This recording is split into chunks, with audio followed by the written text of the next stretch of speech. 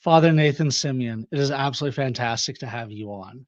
You are a Byzantine Catholic priest here at Our Lady of Wisdom Byzantine Catholic Church, Italo-Byzantine Catholic Church in Las Vegas. You hold a BA in Bible Theology, an MDiv, a Master's in Christian Thought, an STM from Nashotah House, as you used to be an Anglican, an MA in Theology from St. Cyril and Methodius Byzantine Catholic Seminary. You recently got your STL or Sacred Theology Licentiate, which allows you to teach. At this point, you just simply have to write a book and you will, I mean, this is a PhD, correct? Right. Once you write the book, you get the STD. It's a pontifical degree. Yep. You are a married Byzantine Catholic priest. You have 5 daughters. You are a practitioner of jiu-jitsu and kickboxing. And you moderated the debate. You moderated the debate between Voice of Reason and I. And we're going to touch on a number of topics today. Okay. First, we're going to touch on why you are a Byzantine Catholic and not an Orthodox Christian. Okay. 2, your thoughts on the debate with Voice of Reason, because you have some thoughts on that.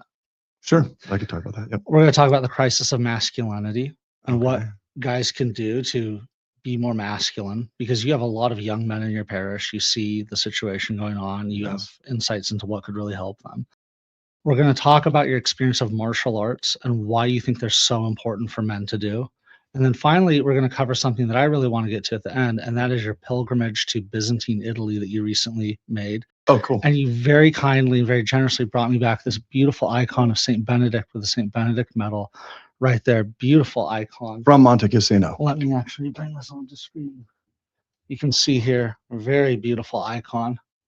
Really, really love it. In fact, let's just set it right here for the now. There was a Orthodox guy who was there at Monte Cassino. Oh yeah. And he came up and he was like, are you Orthodox? I was like, kind of. I'm Byzantine Catholic.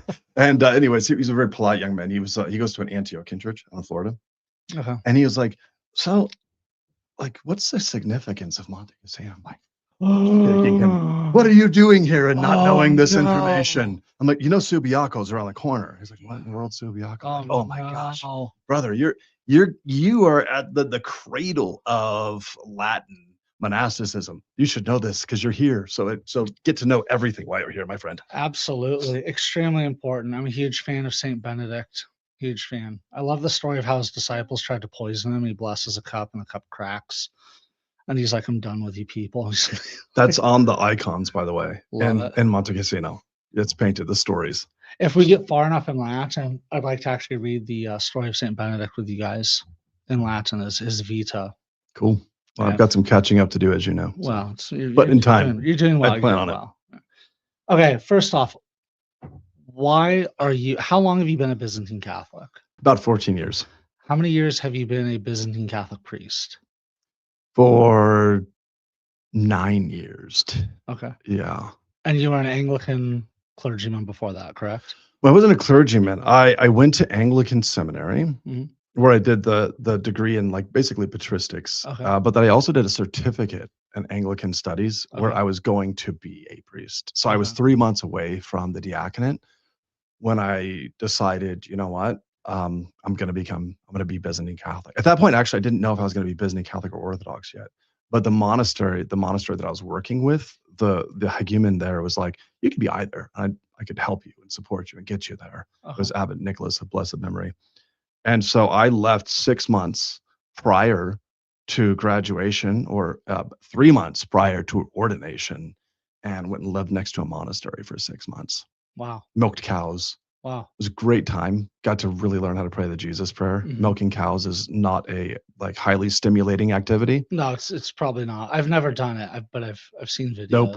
Like, connect thing to udder, get milk, wash poop. Connect thing to udder, get milk, wash poop. Wow. You have a lot of time to pray. Sounds like you're dealing with a lot of proverbial BS. Yes. Yeah, okay. But lots of time to pray. Wonderful. So it was a good experience for me. What made you ultimately go, because you were on the fence, it sounds like, between Orthodox Christian and Byzantine Catholic. What made you go Byzantine Catholic versus, say, Orthodox Christian? And what was your experience as well I mean, just sort of weave that in. Yeah, I mean, so at that time, my wife and I, we were getting up every morning and we were reading both Catholic and Orthodox material. I read a book, Stephen K. Ray. Oh, Stevie Ray's book. Yeah. And at the end of it, I remember writing down something like, the Pope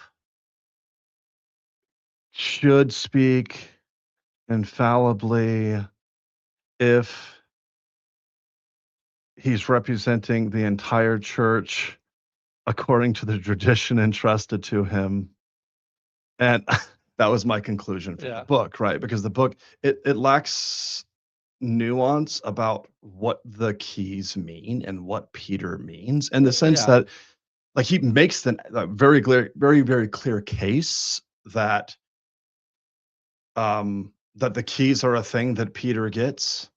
But he never interprets what it is. It's a gigantic quote, man. I've read the book. Yeah, but you don't know at the end. You're like, well, but hold on. Did you make the clear case that only the Pope of Rome receives the keys? Because that would be a necessary sequence to this logical argument in order to prove your case. So that's what the book left me with, that very limited ability to, explain what it is that he convinced me of. So anyways, went to the Abbot's. Is this fishy? So that's pretty sufficient. It works enough for me. Yeah. Okay. So there was that element that's like, okay, I could sign off with this kind of perspective on what I'm understanding about the papacy. But then I was very close with these monks. I had met them back at a Benedictine monastery back in LA previously. Okay. And they were very, very Eastern. I mean, really, they had no interest in trying to Latinize or anything of that sort. So they were, matins, vespers, the hours, the liturgy. Oh, they were visiting the Benedictine monastery in LA. When I met Byzantine monks. When I met them, yeah, they were in transition. Okay. So we had happened to move out to Neshota House Anglican School at the exact same time. Where's this Neshota monastery? House? It's in Wisconsin. Okay. Yeah, Neshota, Wisconsin. Okay. And we moved there at the same time. I took a class. My first class in seminary at the Anglican school was with Father Chad Hatfield.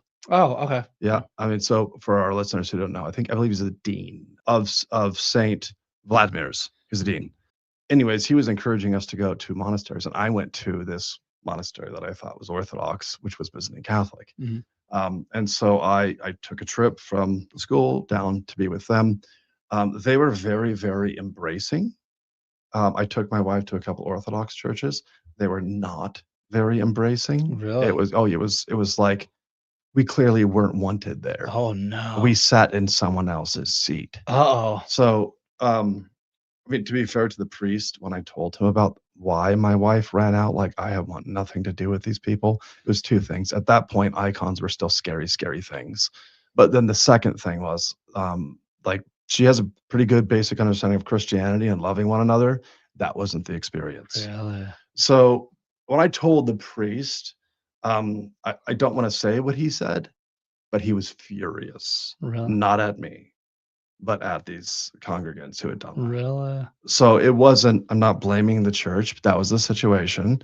The monks were very embracing. They loved us. They invited us in. Abbot Nicholas was like, I'll take you on, like, as a spiritual child. Mm-hmm. You'll live next to the monastery. I'll teach you the Eastern spirituality. Mm-hmm. So that was my introduction into it. Mm-hmm. Right. I mean, if you went to the monastery, especially back then, you wouldn't be able to distinguish, oh, this is an Orthodox versus this is a Byzantine Catholic monastery. That's not always the case. Sometimes you can walk into a Byzantine Catholic monastery and you're like, oh yeah, that's definitely not an Orthodox monastery. Oh, there's the Sacred Heart. Right, exactly. You can get the clues very quickly. Rosary prior to Mass. That would definitely be a clue. Yeah, that would be a clue. So, I mean, did it come down to theology, or more so just simply, my wife had a better experience here, happy wife, happy life? It was a mix. So theologically, I had what I already told you, the Stephen K. Ray acceptance of a form of a papacy, which I realized wouldn't satisfy Roman Catholics, but it's like, okay, at least it's a view.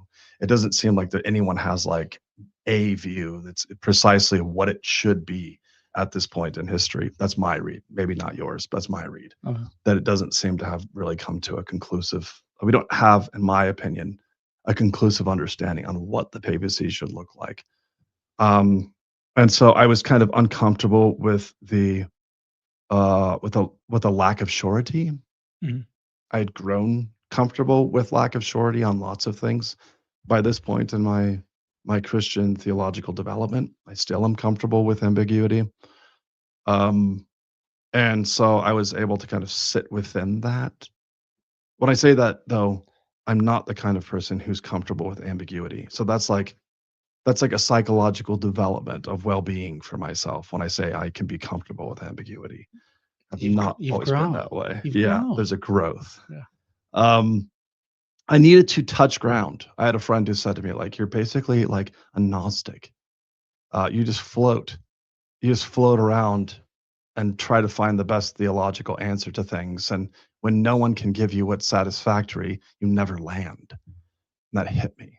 Like, because he was right? I was like Jehovah's Witness, Pentecostal, Charismatic, Baptist, Presbyterian, Anglican, right? It's like every time I found something deficient in the system, I would just, okay, it's time to go then. And I mean, you grew up, from what I understand, your mother was like, maybe once a year you'd go to church at the Crystal Cathedral. Yeah, Your stepfather was secular Jewish. exactly. I mean, you grew up with very, very little I mean, effectively, effectively nothing. Right. Which is how old were you when you got into Jehovah's Witness? 15. 15. And how long were you in that? A year and a half. Okay. Yeah.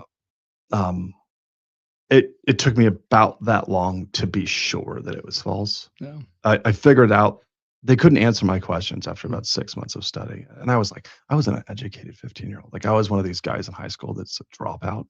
Like, I graduated independent study, and I was just like D student, ADD off the wall, couldn't pay attention in class. Schools are not meant for people who are creative. I'll say that it didn't work for me. As soon as I did independent study, my grades were just skyrocketing. Wow. They went from, C's and D's to A's mostly, and some B's.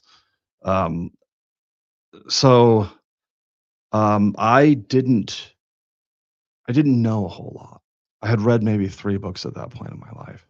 What were they? I don't even recall. The Hobbit was definitely one. The Hobbit was one. Hobbit was. I read a million comic books, right? Yeah. Okay, so I was one of those guys. Like, I just go around the neighborhood, like picking fights, so I could be like a comic book character. But no interest. I did that. I had a boombox to boot. Yeah. And my uncle brought back this Japanese kimono thing, like Japanese Fighting outfit that I'd put on. The jiu-jitsu gi? No, it was a Japanese one, so it had like the star, the rising sun in the back. Yeah. And I put my boombox on, and I just go around picking fights. Oh, that is hilarious. So I was ridiculous, Yeah. I was not interested in the intellectual life until I started studying Christianity, and that changed everything for me. And you made your progression through these different stages, and then about 14 years ago, you were received into the Byzantine rite through the Catholic Church. Yeah, I'm bringing that up, by the way. The reason I'm mentioning that is because when I was studying with the Jehovah's Witnesses, they're just like, oh, this dumb kid, like, he's clearly not smart, and he's asking us questions that we can't answer. And so they concluded, there's no way dummy's asking me this question. Someone's feeding him these questions. Oh. And so they started kind of but no, like, something's wrong with this kid. Like, he's a mole. Yeah, he's a mole. He's a secret agent. Oh no. So that made it really apparent to me, like, yeah, they're wrong. They're wrong. They can't answer my questions, and they're annoyed when I ask hard questions. There is a mass exodus going on right now from Jehovah's Witness and from Mormonism. I mean, they are, from what I understand, absolutely hemorrhaging people. Yeah. And the reason is, you have the internet. People can look up critiques. Yep. And you can only keep, I mean, everyone I know who grew up Jehovah's Witness, the description of growing up is that it is one bizarre place. Yeah. It is very I'd say that's fair. Yeah, it is very odd. It has the markings of a cult. One of the markings of the cult, if you've ever read Walter Martin, The Kingdom of the Cults. Yes, I remember. Yeah. He has a chapter on psychology where he points out that like he gives here's like a few of the markers of a cult, and one of them is that like your family will ostracize you if you leave. That fits pretty clearly. Like that's what happens if you're a Jehovah's Witness who is baptized. You have to add that caveat. Who is baptized? If you leave, you are now the bad guy. You're excommunicated. They're not allowed to talk to you. Oh, really? You're over with. So yeah, it definitely has those elements. And by the way, even prior to the internet, it was all the Jehovah's Witnesses already had more ex-Jehovah's Witnesses than Jehovah's Witnesses. Yeah, it was already falling apart. So it turns out if you just keep prophesying, over and over again that Jesus is going to return tomorrow and he doesn't, people start distrusting you. So, and then here was the bombshell. And I know we're not primarily focused on Jehovah's Witnesses here, but here was the bombshell. The Watchtower and Tract Society, which is their official like magazine to tell you what they believe, it used to make all these prophecies. Because it failed so much, it eventually came out and said, well, we're not prophetic. Okay, but hold on. If you're not prophetic and you interpret these passages and they're not historical contextual, then that means that you are telling us to believe something that's not historical contextual and you're not a prophet. So you put that combination together. People just walk away. It's gone. It's done. Yeah, we have a few people at my parish a few people who grew up Jehovah's Witness. It's bizarre. I mean, the descriptions they give. A lot of the ex Jehovah's Witnesses I meet are Latinos. Yeah. I mean, I thought like it's a blue collar religion. Yes, I've noticed that. As an electrician, you meet a lot of Jehovah's Witness electricians. I've been on crews where it's like 30 guys and like 7 of them are Jehovah's Witnesses. And they always test you out. They're like, so which kingdom hall do you go to? And I'm like, St. Demetrius Greek Orthodox Church on Boyer. Kingdom What's Hall. That? Yeah, you heard me. I say it. I'm like, you heard me. Now I mean, how have you found your time in the Byzantine Catholic Church? I mean, why Byzantine Catholic? Why not Maronite? Why not Syriac Catholic? Why not Chaldean Catholic? Why not just Novus Ordo? I mean, I started studying Orthodoxy back in 2009 when I was at Reformed Theological Seminary in Orlando. It just immediately captivated my soul. I was like I told you, I was a charismatic for a while. Yeah, speaking in tongues. Yeah, the whole bit. All right. Like, you name it, I've seen it and maybe even done it. What about like the shaking on the floor? Like never did that one, but I've seen it. Okay. Never did that. Were you ever slain in the spirit? I was a hard guy to slay. Okay. Well, you're pretty big. Yeah, I didn't. Was this pre-jiu-jitsu or in kickboxing? Yeah, but I used to fight a lot when I was young, so I already had some level of I wrestled a little bit in high school. I'll tell you a quick story. Yeah. I was at a revival. Yeah. What's the guy's name? Something Delmonico, Chris Delmonico, and he was slaying everybody. And he got to me, and he's like, nothing. It's like, nothing. And he just announces, I'm 16, 17 at this point. He announces, some people resist the spirit. That's what he announces. So I walk out of the church. I had this incredibly bad back from wearing a backpack that was way too heavy. For too long, I didn't use a locker, so I would just walk around with it, and I'd walk many miles every day to school, through the snow, over mountains, and all the rest. Oh yeah, uphill both ways, of course. So my lower back was just done, and I go, Lord, I think this man's a false prophet, but I believe in you. Could you just heal my back? I'm not kidding. I woke up, my back was healed. Has it ever bothered you since then? Nope. The only time is if I'm doing some sports activity and it's sore. Oh, wow. Never again. It was insane. It was really wild. But yeah, I saw all that stuff. And it was through I had charismatic experiences that brought me out of the charismatic church. Really? So I still believed in the power of the Holy Spirit. I still believed that the Spirit was interacting in people's lives.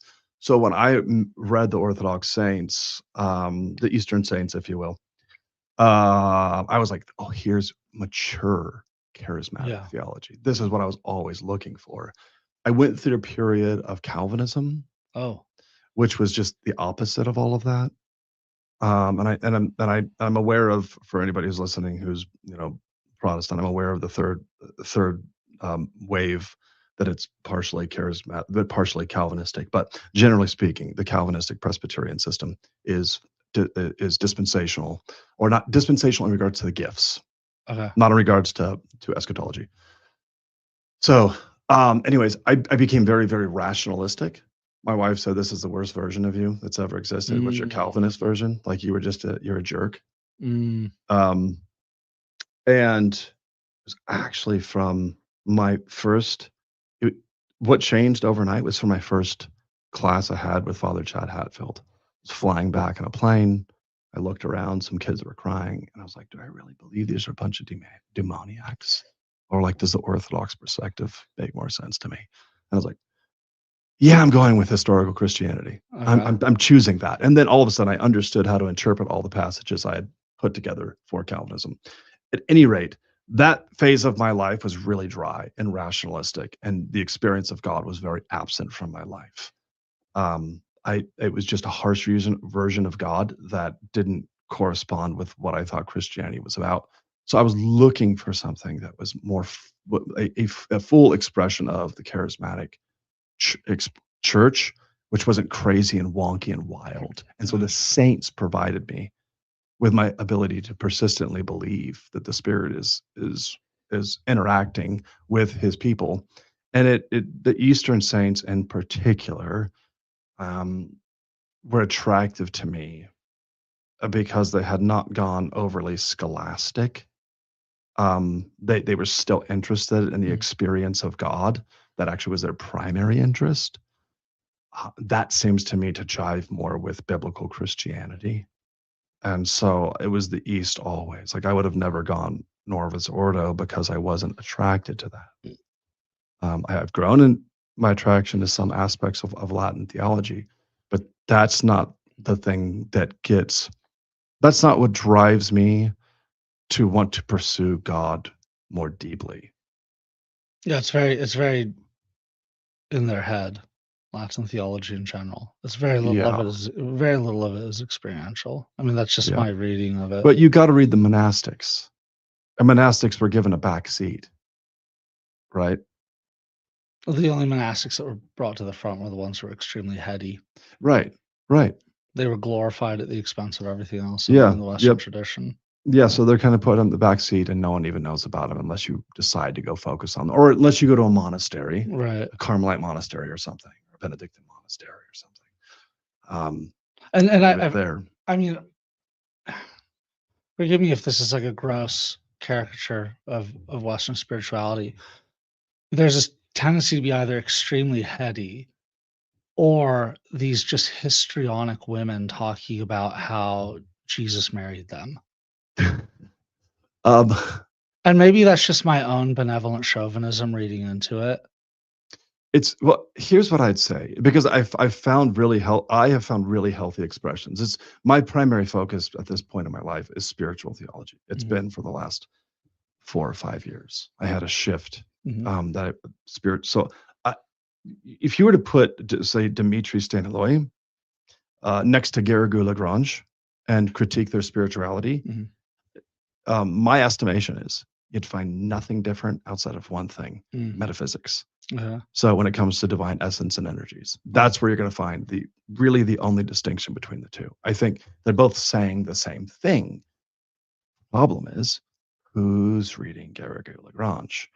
I don't think I've ever read him. So for clarification, he's kind of the primary developer of Thomistic spirituality. So he's a good extreme example, because if we want to talk about scholasticism, Thomism. But if you read, Carmelite saints like Saint John of the Cross, you're going to find a lot of parallel theology with Orthodox spirituality. The more histrionic women that I took a class on this, by the way. Was it called like histrionic women? No, but histrionic female saints. No, but I struggle with it. Okay. I'll tell you a story. We read, and I can't remember exactly who it was, but we read probably like 10 of the major mystical writers of the Middle Ages. Some of them were just like, I don't think I'd want to meet her. This sounds a lot like a schizophrenic, and she kind of scares me. They weren't necessarily saints, but like we're reading the mystics of the Middle Ages, right? And a lot of this sounds do you like think a lot of this had to do with people like eating, wheat that had like arrogant on it, and they were having like mild acid highs? I don't know. I've never thought of that. I mean, I don't know. I meet so many schizophrenics today. Oh yeah. Oh, it's I mean, schizophrenia was something I rarely heard about as a kid. My mom was, now it's just like, and here's a weird thing. I have known 6 people now. I knew them before they were schizophrenic. I've known them after. And the majority of them are women, which is really rare. Schizophrenia is primarily among men. That's interesting. Yeah, I meet a lot of them, as you can imagine, with my job. The schizophrenics typically fit in because they realize that they think differently than you, so they don't want to reveal to you. Oh, so it's only when they have a break that the rest of us are aware. But there are a lot more of them out there, to an extent that one of my buddies, Orthodox priest, actually gave me an icon, Saint Philion, that I keep in my confessional. How Saint Philion? Yeah, he's like the patron saint for mentally sick people. When did he die? What's the story? Oh gosh, I didn't even bother looking up the story. How do you spell his name? I believe I'm not the guy to ask about spelling, so bear with me. Filian is going to be. Is he a Celtic saint? I believe so. Okay. I believe so. Yeah, I think I looked at him briefly. I think that is correct. So I keep him with me in the confessional, because we don't realize how many people are schizophrenic, and I'm not yet convinced that schizophrenia always is negative. No. Like people think that schizophrenia. No, hear me out. People think that someone who's schizophrenic is going to manifest in a way that's somehow harmful, or they're being harmed by others, or they're typically you typically notice schizophrenia because there's a and of course I'm not allowed to ever say if I think someone's schizophrenic because I'm a priest and I don't want to get in trouble. Yeah. But what I've noticed that matches the pattern is that there's some type of discombobulation in their processing system, and they're finding connections with things that you and I, ordinary people, wouldn't find connections with. Yeah, I worked with a guy. His name was Alex. We called him Schizophrenic Alex. He was schizophrenic. Was this like? What did you guys? Was this like construction field or something? Yeah. There's also sounds construction-y. There were a few Alexes. There's mustachioed Alex. There's schizophrenic Alex. There was fat Alex. But this guy had said, he goes, I'll look at license plates and I'll just start to say, oh my gosh, like the several license plates, diagonally, they all have the letter 4 in them. Or sorry, the number 4 in them. Yeah. I mean, or the letter A or whatever. It's really random patterns. It's patterns. When I opened up my my medicine cabinet, I saw that I could see whatever color on all the bottles in a row. It's really random, and I'm like, so are these actually real patterns, or are you like hallucinating? And he's like, I shouldn't have told you this. Now you guys, I'm just like, no, I want to know. Now you guys know. Dang it. Yeah, I mean, he didn't want to tell you. He was. I mean, we could tell he was different. But yeah, it's the odd patterns. That's it. And it seems like all of us are susceptible to it because we have a creator that has one mind. They created a unified universe. Mm-hmm. So to find patterns shouldn't be strange to us. But for these folks, these patterns are somehow, that's how God communicates. He doesn't necessarily communicate through scripture or the fathers or the tradition, or through moments of inspiration or divine eras, encounters with God, if you will. He oftentimes communicates through numbers and letters and connections of patterns, how a person looks at you, how a person moves by you. Yeah. They're interpreting all these things, and as somehow deep spiritual meaning. So I meet a lot of So what I'm saying is, I think there are a lot of people who have, because they're noetically pretty sound individuals, like they've overcome a lot of sin. They're pretty virtuous individuals. Their form of schizophrenia, I think, can look a lot more like mystical experiences. Okay. That's my theory. And I don't think these people are probably studied very often because they're not a threat to society. Yeah, generally they're speaking. just sort of like way out on the fringes of schizophrenia, so to say. Yeah, yeah. I mean, I had a priest friend who said that when he, I try not to mention names, you know. I had a priest friend who told me that when he worked in Mexico, like every week he'd get some woman who had an aberration. So Wow. this is a reality that priests are having to deal with that we're not really prepared for. Well, that would make sense too, because like I remember, I believe it was you who told me about a friend of yours who was a priest in Mexico who said that when people go to confession, they expect this really heavy penance. And if Same you guy. don't give it to, you don't give it to them, they're just like, why not? Why are you depriving you? Whereas in America, you're like, look, you need to, pray in the morning and the evening and follow the fast. And people are like, Father doesn't like me.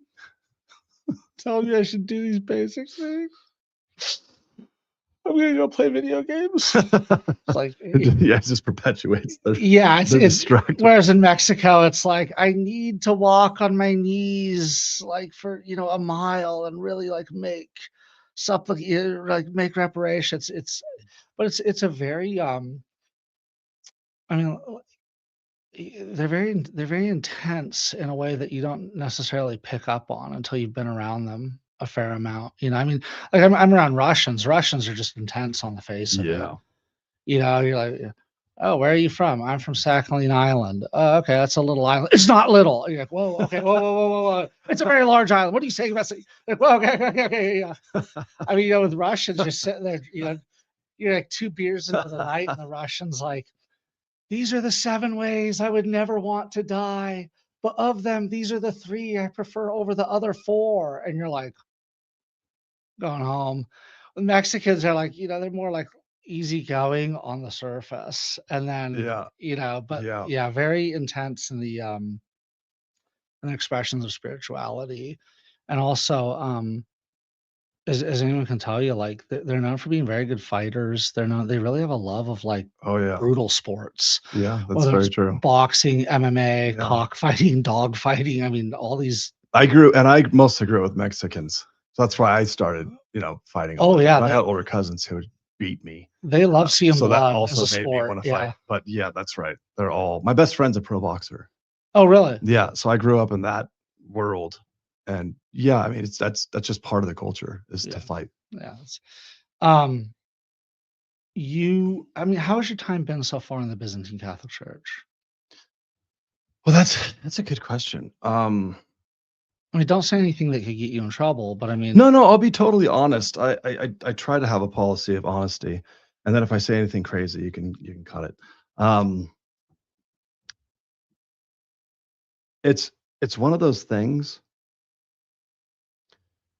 where one day I can be really, really happy, and I'm like, oh, I love this about being Byzantine Catholic. And one day I can be depressed and be like, I hate this about being Byzantine Catholic. So it's like anything. It's like any commitment in life. It's a really hard one though. So most is it primarily do your issues with it revolve primarily around you being a clergyman and having to deal with the nonsense that clergy have to deal with, or is it more so like you would face the same? I shouldn't say the same, but you would have the same ups and downs. Do you think if you were a layman, or do the issues revolve primarily around you being a clergyman? I don't know. Okay, that's a good question. So here's the thing, though. I have a really good bishop. And I wouldn't bring that up if I didn't mean it, right? Is it Bishop Arturo? Yeah, I would just pass over it and be like, well, there's other things. I wouldn't just say that for no reason. He's a very good bishop. So when you have a good bishop who supports you, that's gold, right? And any Orthodox priest would tell you the same. Like that's gold. So I don't have a lot of problems with with clergy, a lot of the times, what is difficult and frustrating for me is more of the same critiques Orthodox would have with the Latin Church. So it's much easier to just be like, hey, we're going to be over here, like as Orthodox, and just do our Orthodox thing and not have to worry about you Latins. And don't get me wrong, I haven't had time to explain all of my thoughts, obviously. So don't just like jump to conclusions, people. There are a lot about the Latin Church that I deeply By the way, if you want to appreciate. jump to conclusions, write them in the comments right now. Father Nathan will respond to them. Feel free to jump to conclusions, but just make sure you write them as comments, because every time you comment, it helps us tremendously in terms of the algorithm. There's a lot I appreciate. Let me preface this. And then when you realize you were wrong, don't delete them, because that hurts us in the algorithm. Okay. So right. So the thing is, there's a lot I appreciate. And the longer I've been Byzantine Catholic, the more I appreciate many aspects of the Latin Church. I've gotten to know it a lot more, and maybe we could talk about that in course of time. But yes, when I see things like Pachamamas and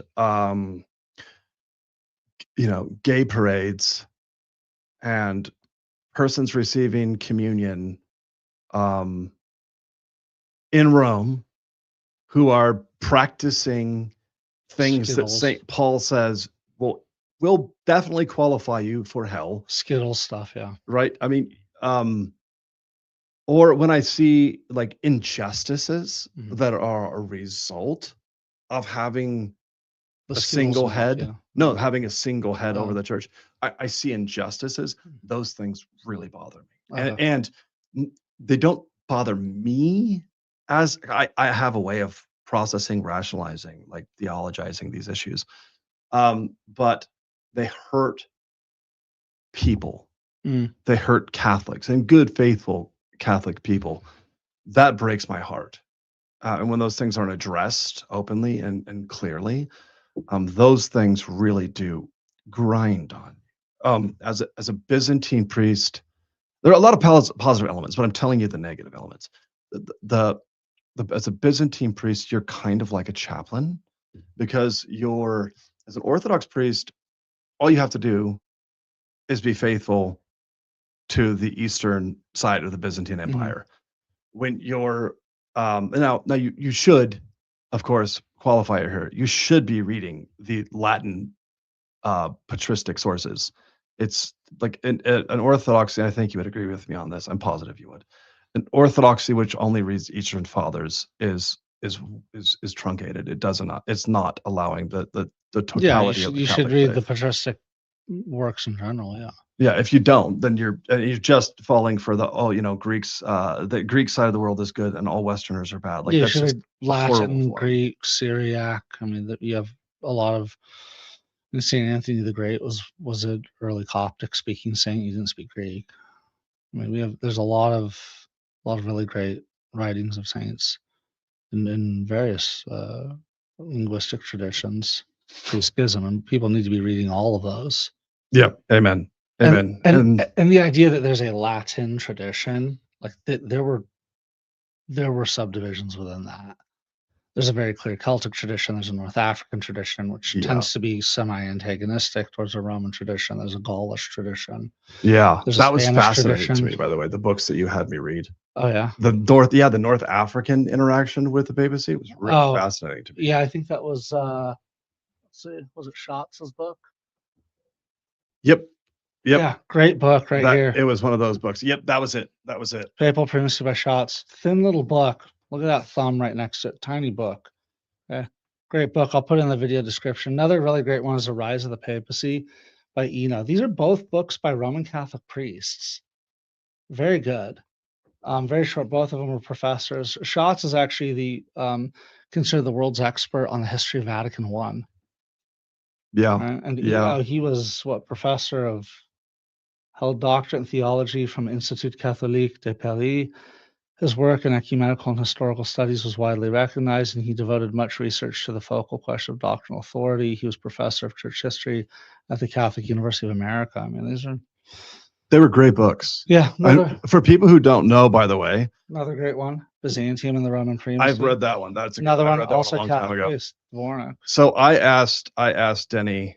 This is for your audience. I'm not sure where your camera's at. It's right there. Your camera's right there. Okay, my camera's over there. Okay, so yeah, for people who don't know, like I asked Denny, I told him I'm about to begin the study, a deep study in the papacy that I've never done before, and he said, don't start with apologetic books. Read scholars, and he recommended a few scholarly books. To his credit, right? This did not start polemically or apologetically, but let's just get to the scholarship, which I deeply appreciate. And both of those books were really mind-blowing and wonderful. Yeah, thank you. Again, Byzantium and Roman Primacy, great one. The Rise of the Papacy and Papal Primacy, all of them written by Catholic priests. They're all very good books. They're all very short. I mean, all three of them. I'll put them in the video description. But I mean, overall, though, you've had a good time as a Byzantine Catholic priest. Yeah. Or not I shouldn't say good time. Yeah. That sounds ridiculous. I apologize. I got it. I mean, you've had you found it edifying and nourishing. Yes. It has been a worthwhile time that has allowed you to feel content with life and grateful. It allows me to interact with, like, this is one of the main reasons why I like being Byzantine Catholic, is it allows me to interact, and this is, primarily because of Vatican II. So this isn't like a selling point for proving that it's true. This is only a result since Vatican II. Mm-hmm. It allows me to, like, I just went to a Coptic monastery. Oh, the one, yeah. This I've gone there, but this was a woman's monastery out in Cleveland. Oh, okay. In fact, I brought you something from that. Oh my gosh. I don't know where it's at. Yeah, it was some oil from a myrrh streaming icon. I have it somewhere, but I don't know where I put it. Probably in my car. Anyways, I am able to engage, let's call it apostolic sources, mm-hmm. In a way that I'm very free, that I appreciate, and I appreciate being able to, like, read Bonaventure and not have anyone criticize me for that, right? I can go and read Saint Gregory Palamas and venerate him and have no problem. I can be reading Gregory Palamas, Thomas Aquinas, Saint Bonaventure, Ignatius Brion-Kononov at the same time, mm-hmm. and embrace what I find true, mm-hmm. and be open to the dialogue between them that says, okay, well, maybe this one's more right on this, or this one's not right on this. I don't feel a need to simply pick teams, mm-hmm. right? Generally speaking, mm-hmm. now that I wouldn't say that when it comes to dogmas, recent dogmas. That's more of an itch. That's more of a difficulty. But generally speaking, it sounds like what you're saying is that as a Byzantine Catholic, it's more of, in your view, more of a middle way, so to say. Yeah. It's almost like I don't want to downgrade it by saying stone soup. I was going to denigrate it by saying via media. Via media. I mean, okay, so I mean, you see it in the sense that you can embrace both sides of Christianity, or rather, you can even do Armenian, Syriac. So again, Eastern Christianity is made up of more than just the Byzantine tradition. There's an Armenian, there's a Syriac, there's a Coptic, there's a Persian, a Syrian. I just finished a 4-part series on the history of the Nestorians. I'm looking forward to seeing that, actually. Oh, thank you. It's by the way, part 4 is a little bit depressing, but they survive. That's a spoiler alert. They survive. Okay. If you're hoping to see them fall, they're still there. And do you have pretty good relations? There are 2 Byzantine Catholic churches in Las Vegas. I know, not from you, but from other people, I've heard that one is more Latinizing and yours is more traditional Byzantine.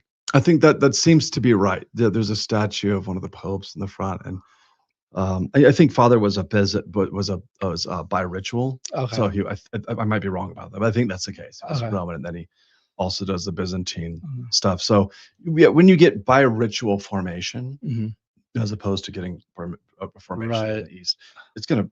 So neither left nor right, neither up nor down. It's just sort of mixed. And there's a Maronite parish in the city as well, right? Right, that's right. And I mean, you interact with that priest occasionally. Yeah, he's a nice man. Coptic. I'm probably closer to the Coptic Orthodox priest. Yeah, Father Mina. Okay. So it was actually funny. The other day he brought me wine that they didn't like. Oh, really? And it was like 10, 12 boxes of wine, like 12. Imagine like 12 a piece, like 12 bottles a piece. Wow. So he brought it to my house because I didn't like it, so I could use it for the parish. I come home, and my kids had thought it was like my personal use wine, and they just filled the house. They emptied every box and filled my house with wine bottles. That's hilarious. Yeah, it's amazing. You know, the thing is that you have 5 daughters. I have 2 daughters. What you find out is that daughters are very caring. And they will do whatever they can to make you feel at home and to take care of you. And yeah, I mean, the benefit of having daughters is that it makes you it helps you to see the world through the lens that women live, and it helps you build your social skills, right? I mean, you know, right away when you meet another guy who has daughters, you connect, right? There's that sort of, oh, you have social skills, you have interpersonal skills. The other thing is that as you get older, daughters take care of their parents. And I see that again and again and again and again and again. The daughters take care of their Looking parents. forward to that. Yeah, and they're very, you know, very I tell them all the time, you will owe me one day. You'll owe me. Now, on the topic of, I mean, you have good relationships with the other Catholic priests in the area. I don't really know them, by the way. Okay. I mean, as a priest, you don't have time to get to know, but I don't have any bad relationships. Well, this is one thing I want to ask you, and I don't know how much you can actually say about this but I mean, you're a married priest. Okay, you're a married Byzantine Catholic priest. Is that the standard for Byzantine Catholic priests in America? It is becoming the standard. Okay. Now, it's the standard in Europe. Oh, really? For Byzantine Catholics, that's the standard. 98%. Western Europe and Eastern, or just Eastern Europe? Just Eastern. 98% of their priests are married. Okay. You're only going to be a celibate in a monastery for a good reason. Oh, okay. It needs to be a really good reason. Like from what I understand, if it's not the case, they want to know why. Oh, I see. Yeah, crowding out the Skittles. I love it. I didn't say it. Yeah, M&Ms only, no Skittles. So, I mean, how does this? I mean, because as a Catholic priest, you have to serve daily liturgies. No. Okay. No, you couldn't. When I first got to this parish, there were daily liturgies. I see, because the priest was celibate, wasn't he? No. Oh. So I got up and I just, it was my second weekend, and I got up and I said, to see those 5 children out there, I would not have them, and I can have no more if we do daily liturgies. And they got it. Yeah, they just went, okay, done. Okay, that makes sense. How many days, I mean, on average, how many liturgies do you celebrate? How many days do you celebrate liturgy each year? Half or more? 3/4? Less. At my parish, we have daily matins. We have daily the 6 hour, and then we have vespers. Wow. It's a beautiful church too. Yeah, it's nice, and we have prayerful people. Yeah. So that's something that's developed. So I got rid of the daily liturgies, but I added those things. Okay. Because I didn't want to say, well, I don't want you guys praying. It's too much for me not to pray that much. But we'll do it properly speaking. Okay. So no, I do liturgies for feasts. Okay. And of course Saturday, Sunday. Saturday, I shouldn't say of course Saturday. That's a new thing that we do. Saturday evening liturgy. Yeah. And then you have how many? 2 liturgies on Sunday? I have 1 on Sunday. 1 on Sunday. Yeah. So you do 2 liturgies a weekend, 1 Saturday night, 1 Sunday. And then you have special feast days. Special feast days. And then every week on Thursday, I do it because we have a homeless ministry. Okay. So I just do it for that reason. There's no feast. It's just because we have this homeless ministry. So, and they've been doing it for a long time. So sometimes you just accept what you enter into as a priest. About how many people do you have at your parish? I'd say about on a Sunday. How many are there? On a Sunday, I combine Saturday, Sunday, because it's one theoretically. But okay, let's say just Sunday, probably about 120. It's a good size. Yeah, for a Byzantine Catholic parish, it is. That's a lot, yeah. And then how many people do you have total on the rolls? Like actually like regular attendees? I think we have 75 families. That's a lot. So it's, yeah, we're doing well. And I'm sure that you are also seeing the growth that Orthodoxy is seeing in terms of like young men converting in. We're getting a pinch of that. Okay. You guys are doing better. Yeah. So, I mean, my parish in particular is exploding with young men, like for a Byzantine church. But from what I understand, all of our churches are getting a growth of traditional young men, not traditional young women, traditional young men. We'll get into that later Okay. in this as well. We'll touch more on that. But I think like Father Paul, someone told me he had like 40 catechumens. The parish out in St. George went from, they got a real actual Byzantine chanter and like a guy who his full-time job is Byzantine chant. Okay, Zach Rodriguez is his name. Really good. They went from having 8 catechumens to 53 just because they fixed the music.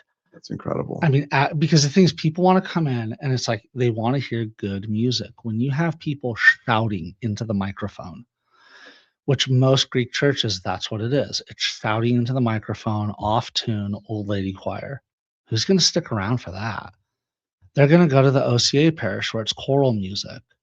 If you can get real music in, and this is a thing that I really don't like. I'm on my soapbox right now. In Greek churches, the music is the ethnic churches in general, the music is treated as oh, wouldn't that be nice? But oh well, it's not. Move on. That's like, no, this is a key experience of the liturgy. We deal with this too in the Ruthenian churches.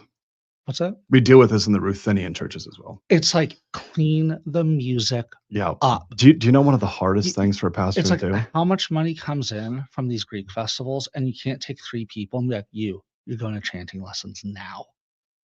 Yep. It seems reasonable. But the problem is, guess what? Mr. Baklavopoulos gives a lot of money to the parish, and his granddaughter, who can't sing, is convinced that she needs to be in the choir. So are you going to go, all right, no new AC system, no air conditioning system, or better music but no AC system? Yep. Or is it AC system and bad music? Ours is different than that. I'll tell you what ours is. What is maybe you guys have something similar. Cantors have a really hard time stepping down. Oh. So like it's a permanent position, almost like a priest for them oftentimes.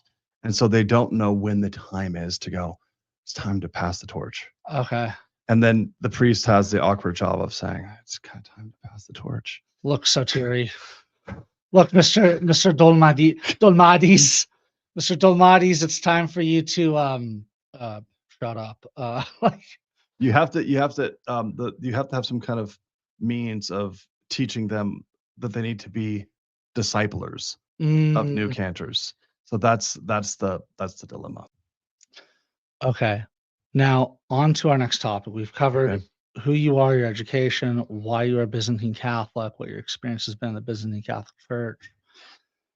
You moderated the debate between Voice of Reason and I. And that was in, I want to say it was March 2025. Or sorry, May 2025. Okay. You were very you were very kind to host that. You arranged for it. The bishop was very kind to allow it to be hosted at that church. Setting aside the double life that Voice of Reason was leading, we're not going to get into that. What are your thoughts on the debate? Okay, my thoughts on the debate. That's a broad question. So let me just maybe start by giving my own presupposition where I'm coming from. Because my basic experience is you guys were speaking out of like 2 different worlds. Like what's that stupid book? Men are from Mars, women are from Venus. Something like that. Like you guys were coming at it from very different vantage points, which made it just like presuppositionally hard for me to follow.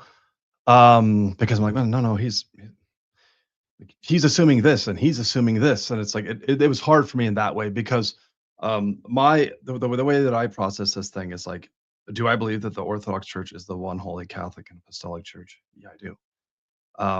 Do I believe that the Catholic Church, uppercase Catholic Church, is the one holy Catholic and Apostolic Church? Yes, I do.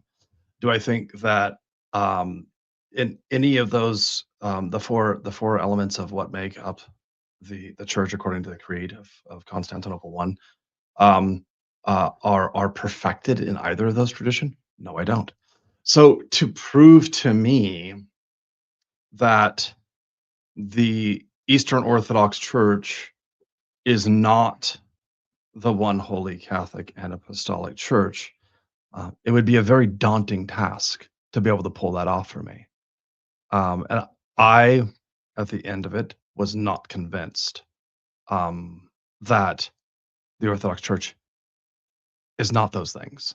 Oh, so you didn't find his arguments convincing? No, I did not. And they were a very different model. Okay, let me just give you one example. Let me just to kind of tell you why it's presuppositionally difficult. So this is just, to me, this is just like historically reasonable. It doesn't need to be about a church debate or not a church debate. When you're comparing a communist system, then this is not a reference to either church. When you are comparing, say, communism and democracy, you're going to get certain negatives and certain positives that are a result of that particular system. And you're going to have unique difficulties that come with each of those systems. So I felt like, well, yes, of course, you're going to be able to point to certain aspects of unity that a church which has one essential head is going to have an advantageous over a system which is a confederacy of churches, because obviously this is going to have certain ways in which it's more united than this system over here, which has a diversity of persons. It's like, this very simple analogy, if you walk into a celibate's household and say, like, well, where is the chocolate at? The celibate's going to say, I know exactly where the chocolate's at because I put the chocolate there and I know if it's eaten or not. And if you walk into a house with like a bunch of kids and someone's like, where's the chocolate? It was probably eaten within 10 minutes of arriving. And if it wasn't, where did the kids put it? So you can't have a confederacy of churches and expect that there's not going to be a greater level of diversity because of the mere fact that you have multiple heads processing a thing. So any kind of critique which says, yeah, so you guys aren't united on this thing yet, it fails to demonstrate that orthodoxy is wrong, and to point out, and then I think there's a double standard when we say, okay, you're wrong, let's say, and you brought this up, like you're wrong because you guys don't have an answer to contraception.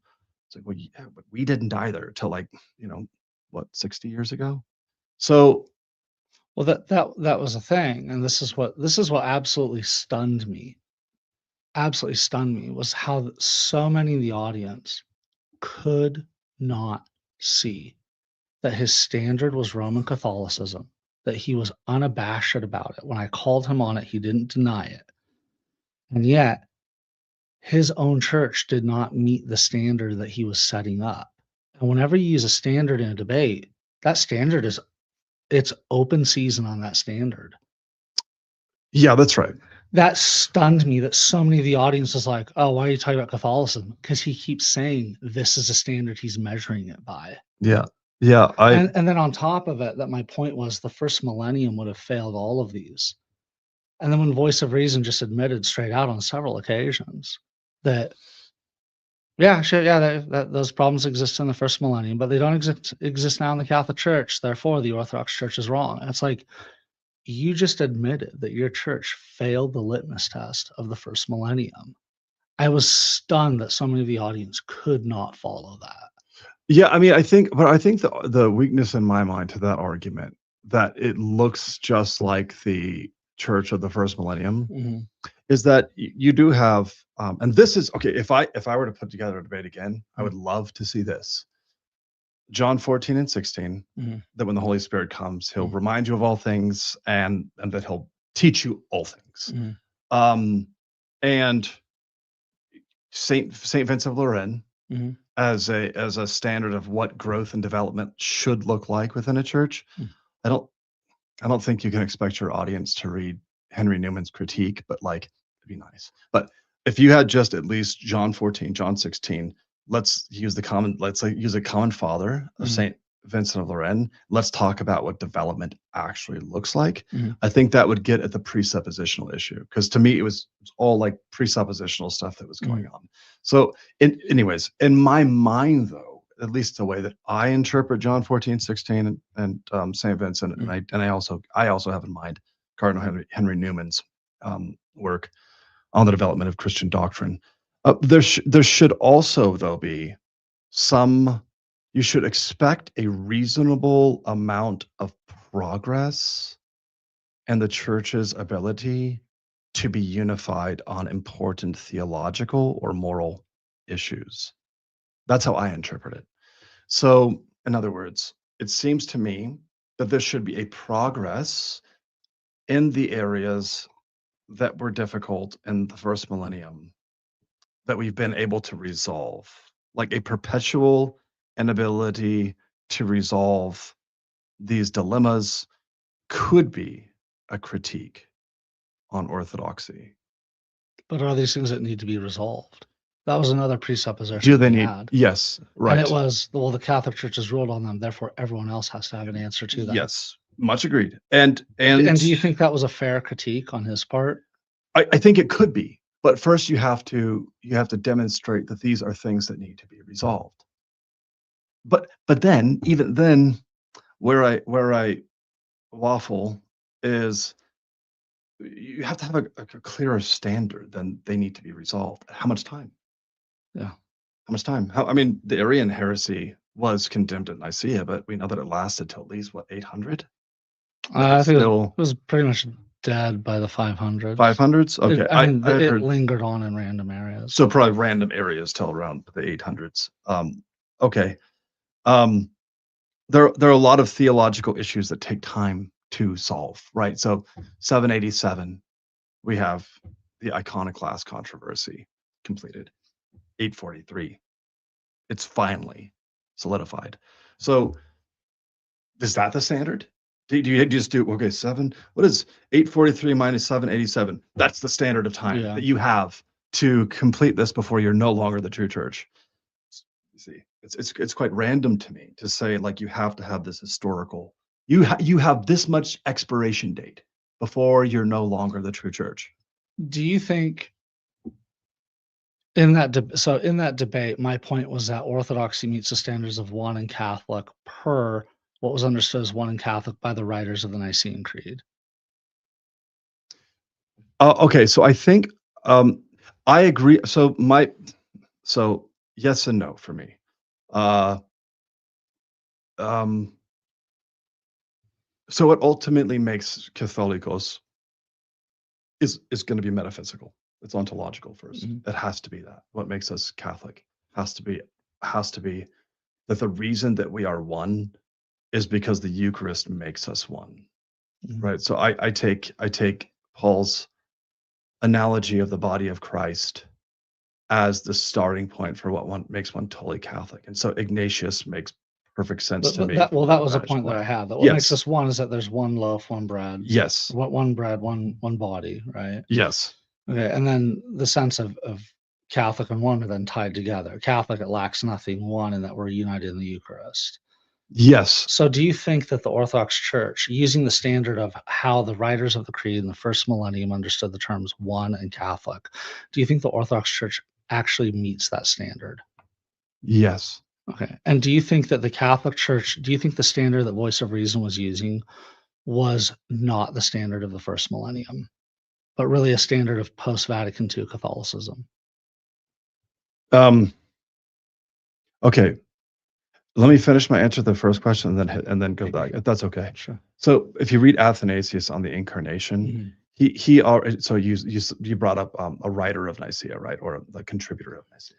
So Athanasius already begins to make the argument that the Catholic Church is also Catholic in the sense that it's universal geographically speaking. And here's his basic arguments. Like the scripture said that Egypt would be restored to God, and now Egypt is restored. Egypt is restored to God. So he seems to be, and I'm not a scholar on this. This is just like I'm remembering things I've read, right? Mhm. And going, okay, this is how I, loosely speaking, interpret these things.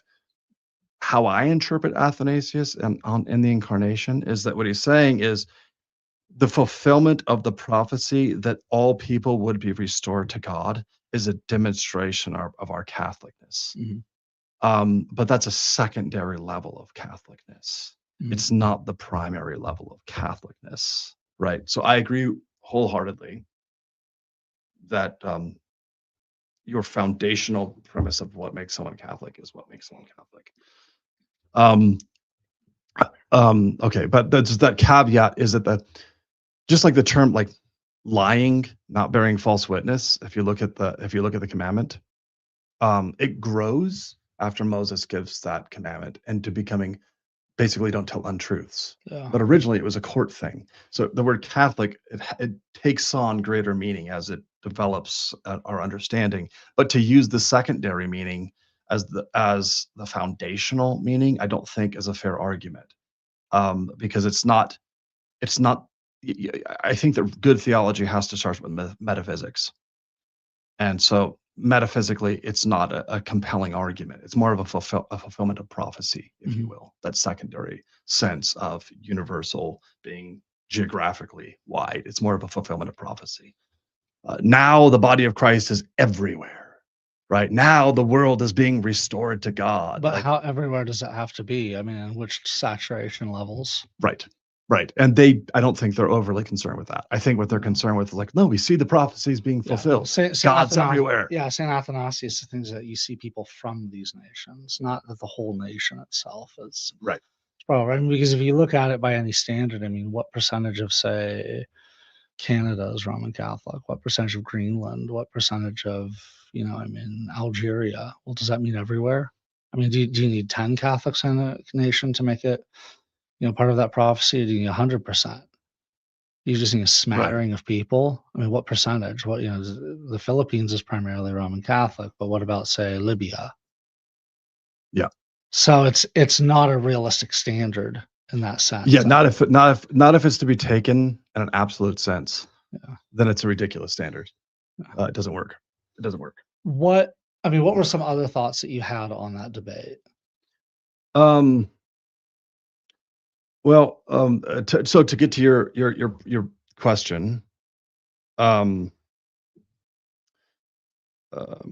I think that Orthodoxy can be critiqued in the first millennium? I think that and again, as you know, the papacy question is new for me. This is something I'm just beginning to delve into.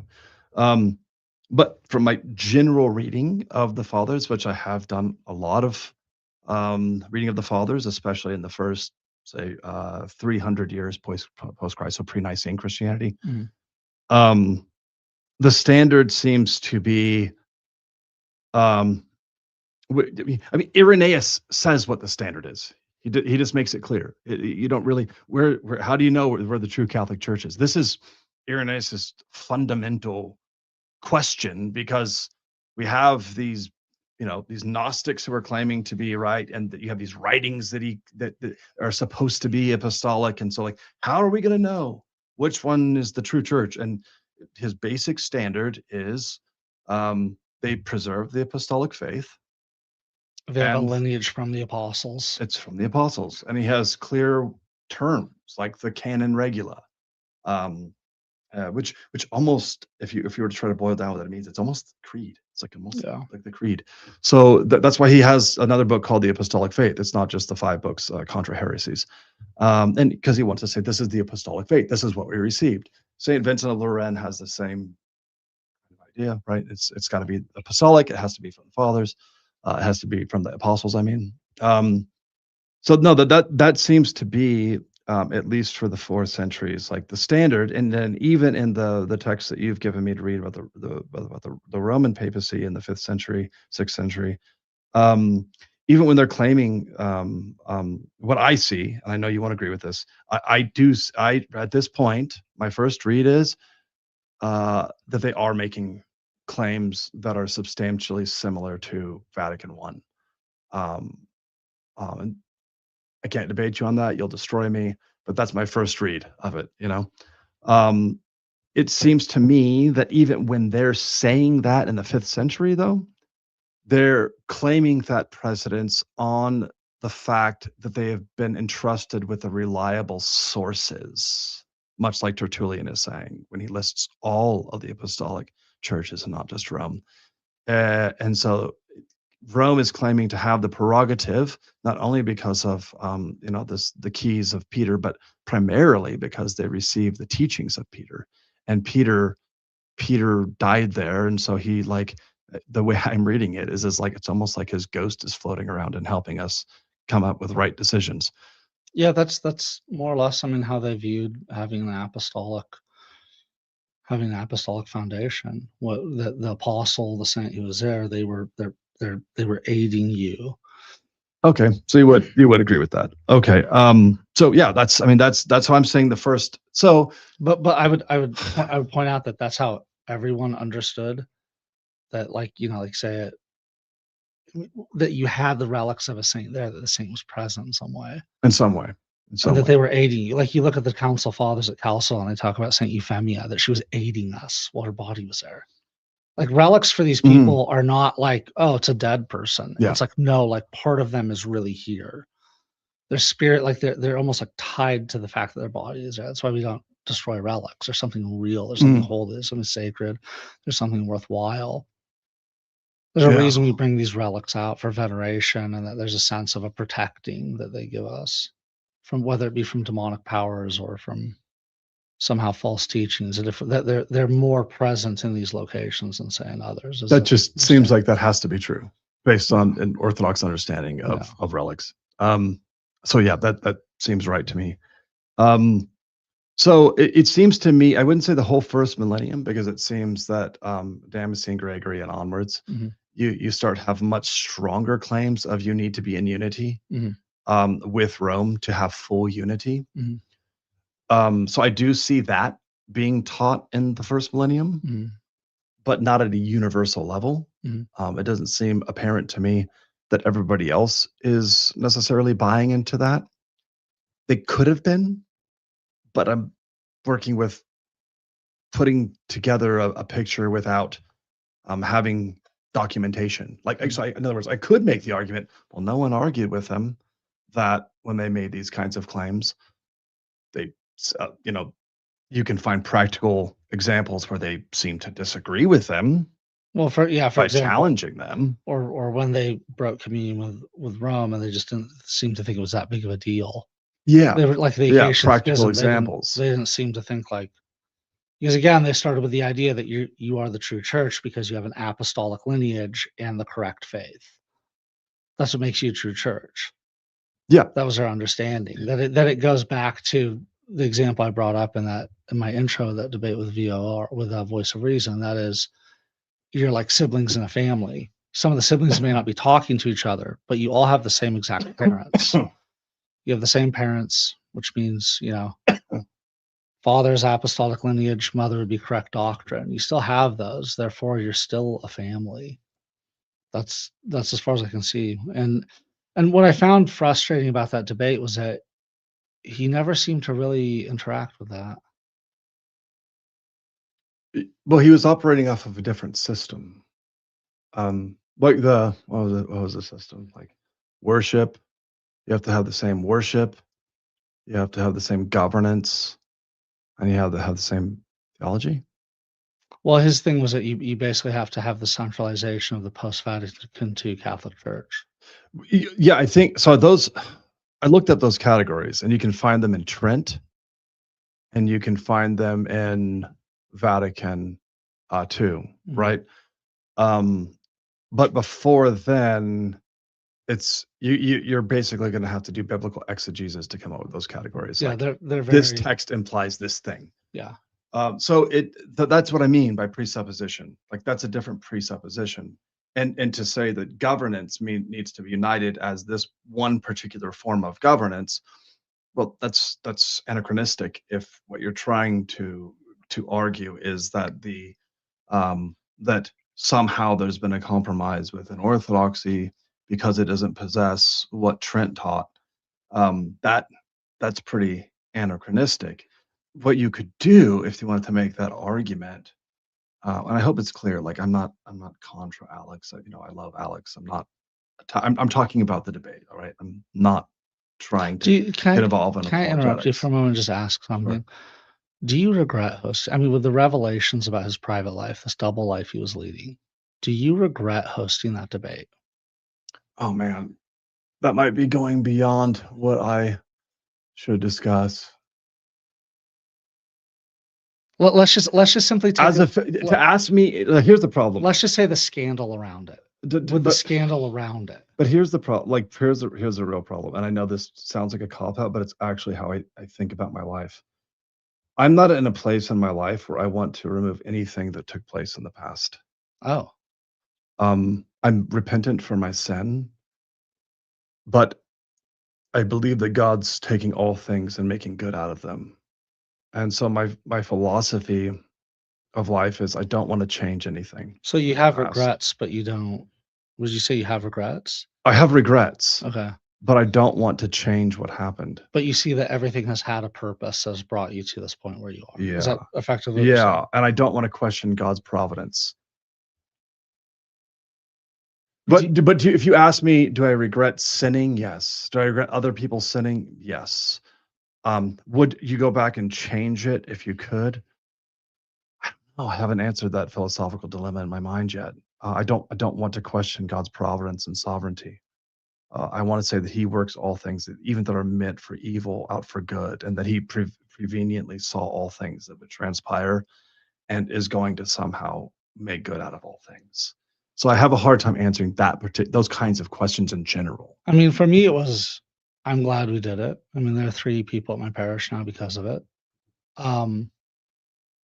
Do you, and if you cannot answer this, just simply say so. Do you think you would be able to host more debates with Alex? Not at this point in time. Not at this point in time. He has to work through, his situation, just like anybody who falls into a sin has to work through that, pastorally speaking. So it's not simply because it's Alex. Anybody is in a position where they have to work through mistakes that they've paid or that they've made, needs to go through a process of recovery. And that's for their health, that's for their well-being. That's not to hurt them. And if they circumnavigate that process, that will only be to their detriment. So, for example, if they were told, do not create content, and then they start creating it again. Okay, so I won't get into that. As far as you know, is he allowed to be even creating content, or is he just sort of off on his own? I don't want to get into that. Okay. Do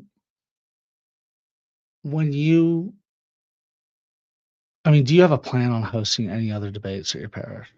Basically, I would love to host more debates. Mm-hmm. I would get them approved first. That's the lesson. Well, you were in between bishops at the time because the previous bishop had retired, right? Right, but he had just came in, and now looking back, I tend to go with the gusto. Like, I know this is gonna sound like I'm cussing. I'm not. I'm an ecumenist, but my form of ecumenism is arguing with those who you love. Would you be willing to propose to your bishop more debates with me involved? Yes. Okay. Yeah. So if you're interested in doing a debate, I'm only interested in doing in-person debates. So if you're interested, Father Nathan, we will put a way to contact you that you approve of in the video description. I think it'd be fun. You can contact Father Nathan and plead your case in front of him and say, I'd like to debate Denny on this topic. Do you think this is something that you'd be able to sell tickets to? And it was a fun event. It was a big event. It was great. You can reach out to him specifically, and if you reach out to me, I'm just going to reach out to him and then go, is this something you're interested in?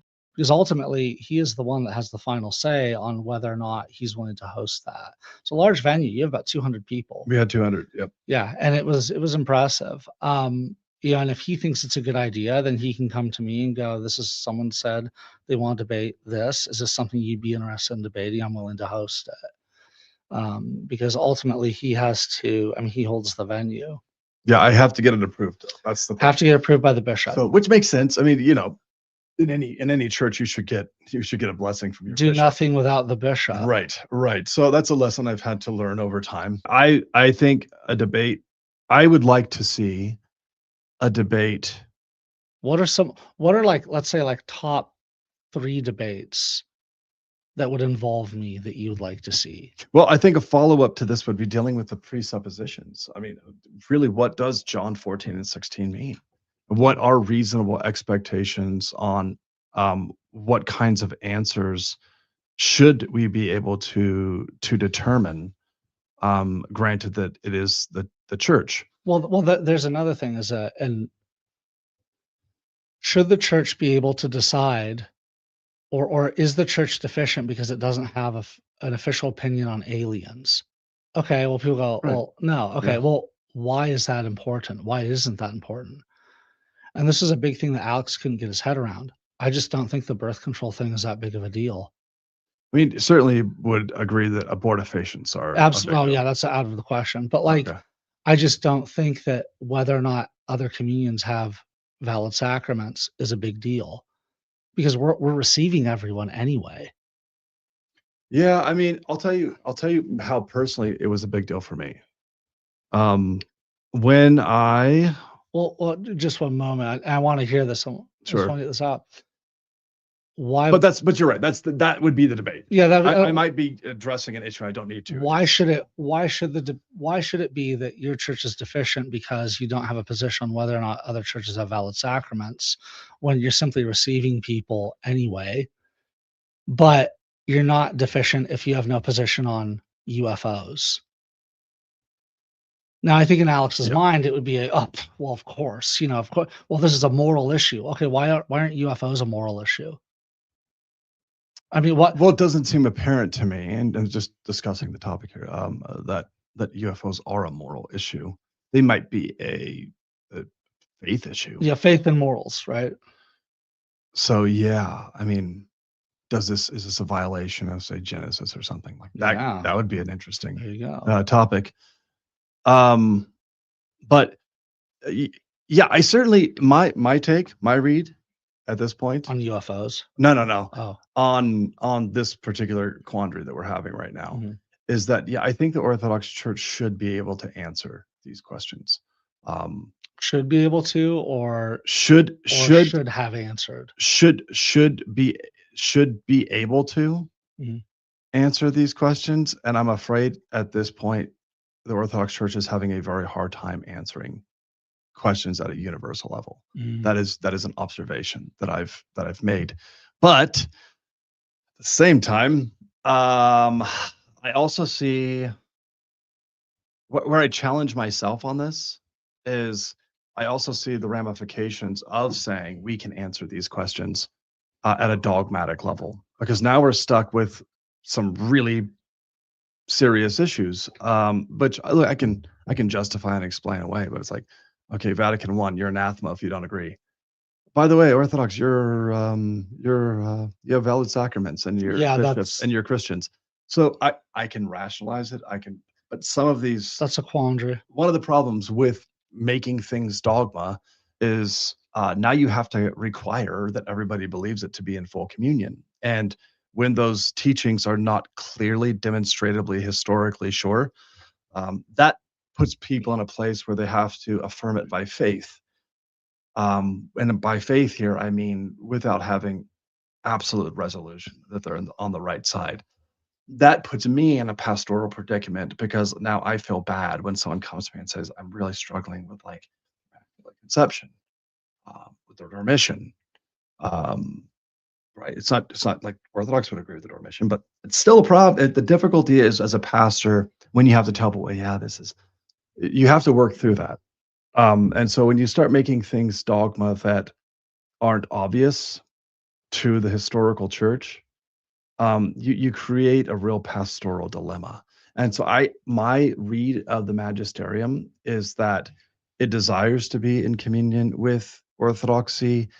It probably regrets some of the language of anathematizing in Vatican I. I'm sure that it regrets some of the previous anathematizing language in previous councils. But now we have to work through this and figure out a way to affirm that we are the Catholic Church, but also apologize for maybe we need to think about this a little bit differently. Now it has come up with a system to do so, like intention, circumstances, object, right? Clear moral distinctions, which can help us to work through these particular quandaries. But nevertheless, here is the dilemma of dogmatizing things, especially if it's not very clearly taught in the first 1,000 years of the church's history. So at the same time that I say, I think the Orthodox Church should be able to come to more conclusive statements on these matters, I also have an internal self-critique which says, but this is the danger of coming to conclusions about things that aren't clearly taught in the first 1,000 years. But is there a real problem today, a need to answer modern man's dilemmas that were not brought up in the patristic age? It's like, yeah, that is a real need. That's a real need. What are some theological issues that you think the Catholic Church? I mean, you're a Roman Catholic, so obviously you think that. Not a Roman Catholic. Well, you're a Byzantine Catholic. So, what are some?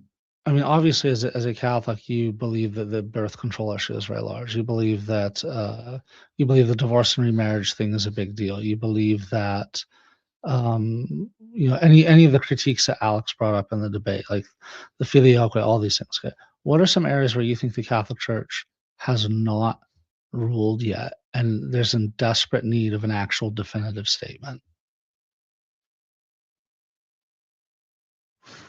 Well, I definitely think the papacy is the biggest issue to clear up. Well, because there's a lot of issues, like how do you deal with a heretical pope? Yeah, that needs to be dealt with.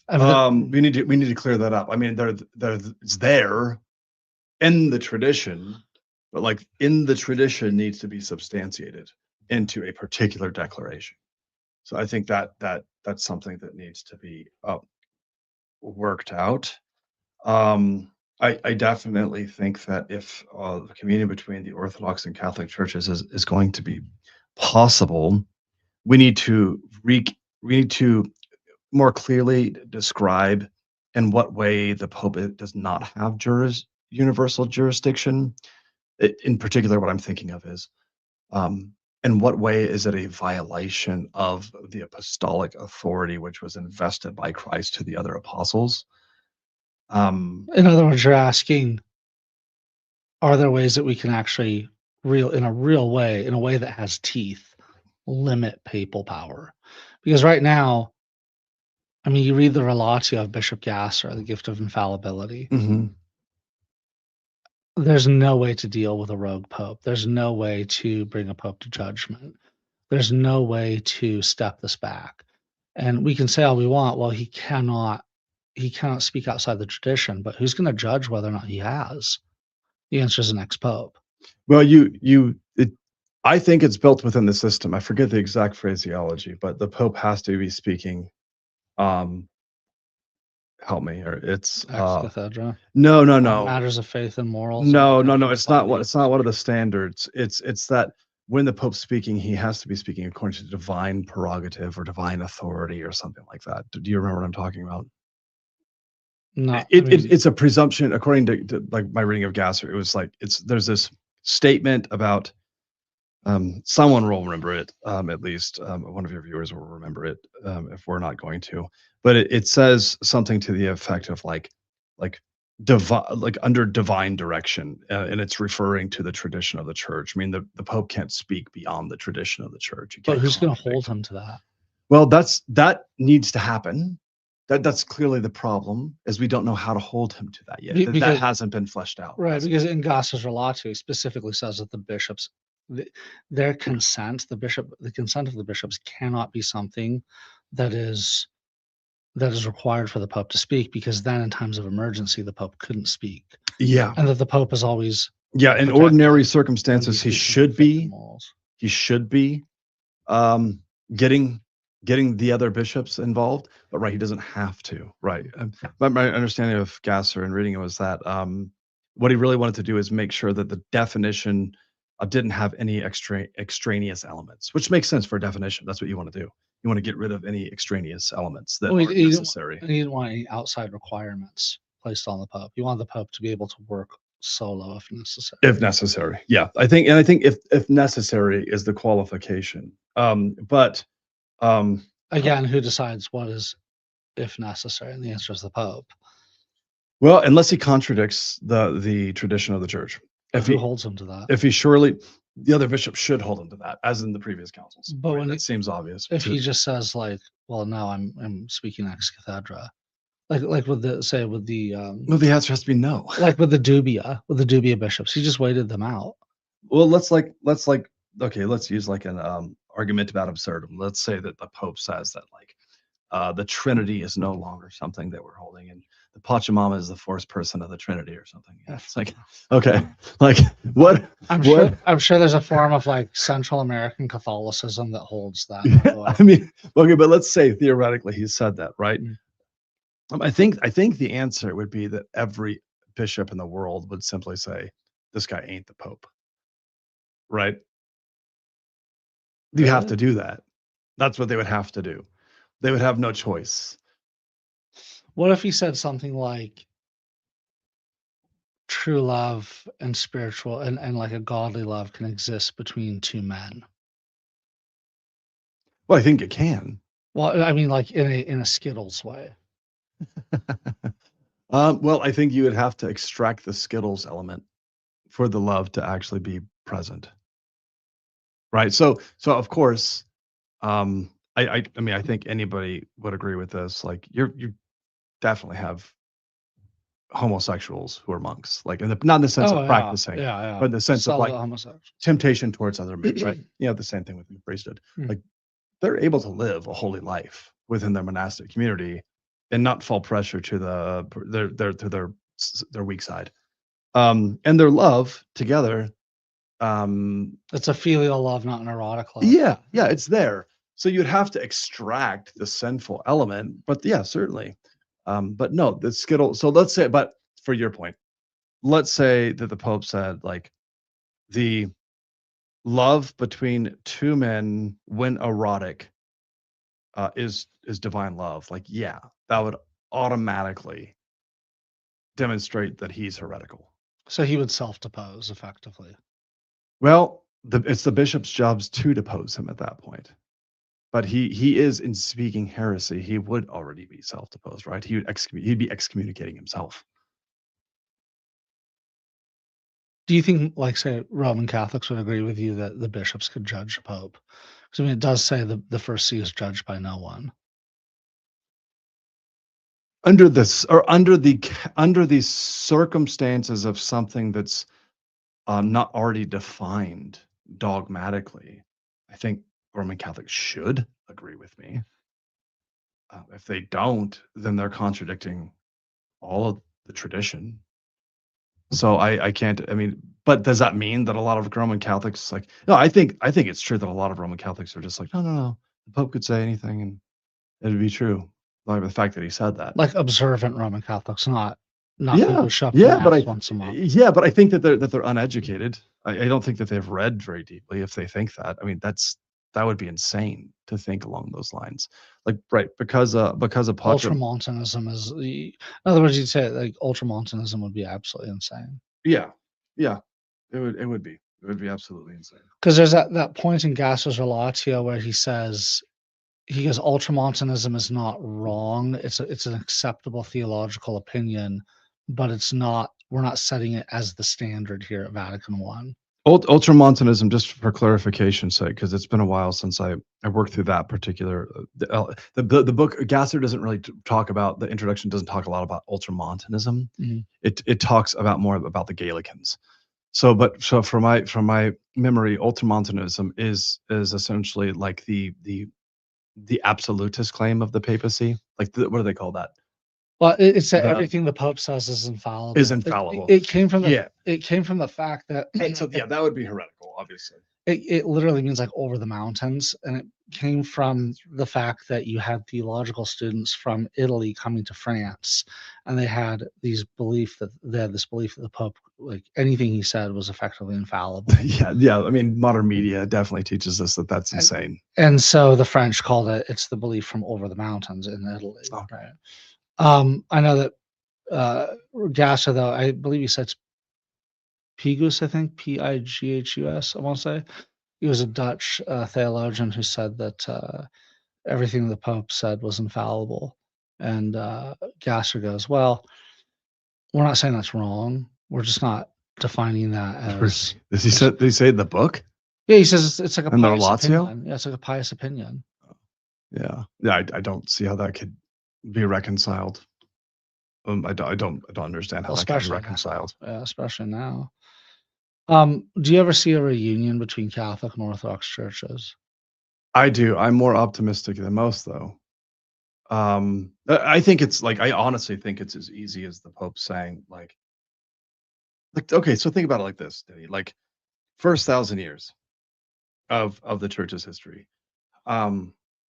What Catholic beliefs do you think exist today that in the first millennium did not exist, which should lead to schism? Are you asking me? Or asking you? Yeah. Oh, I think there's a lot of them. Okay, like give me one. Give me a couple, and then let's talk about it. I guess Vatican I in general. But you don't think that any of the popes prior to Vatican I believed in these claims of infallibility or universal jurisdiction? I think a few of them towards the end of the first millennium probably had ideas pointing towards that. That's what caused a schism. You would not see then in, let's say, Gregory or Hermes does these claims. Okay. See, I would see those when I've read, and I can't recall because again, this isn't my strength.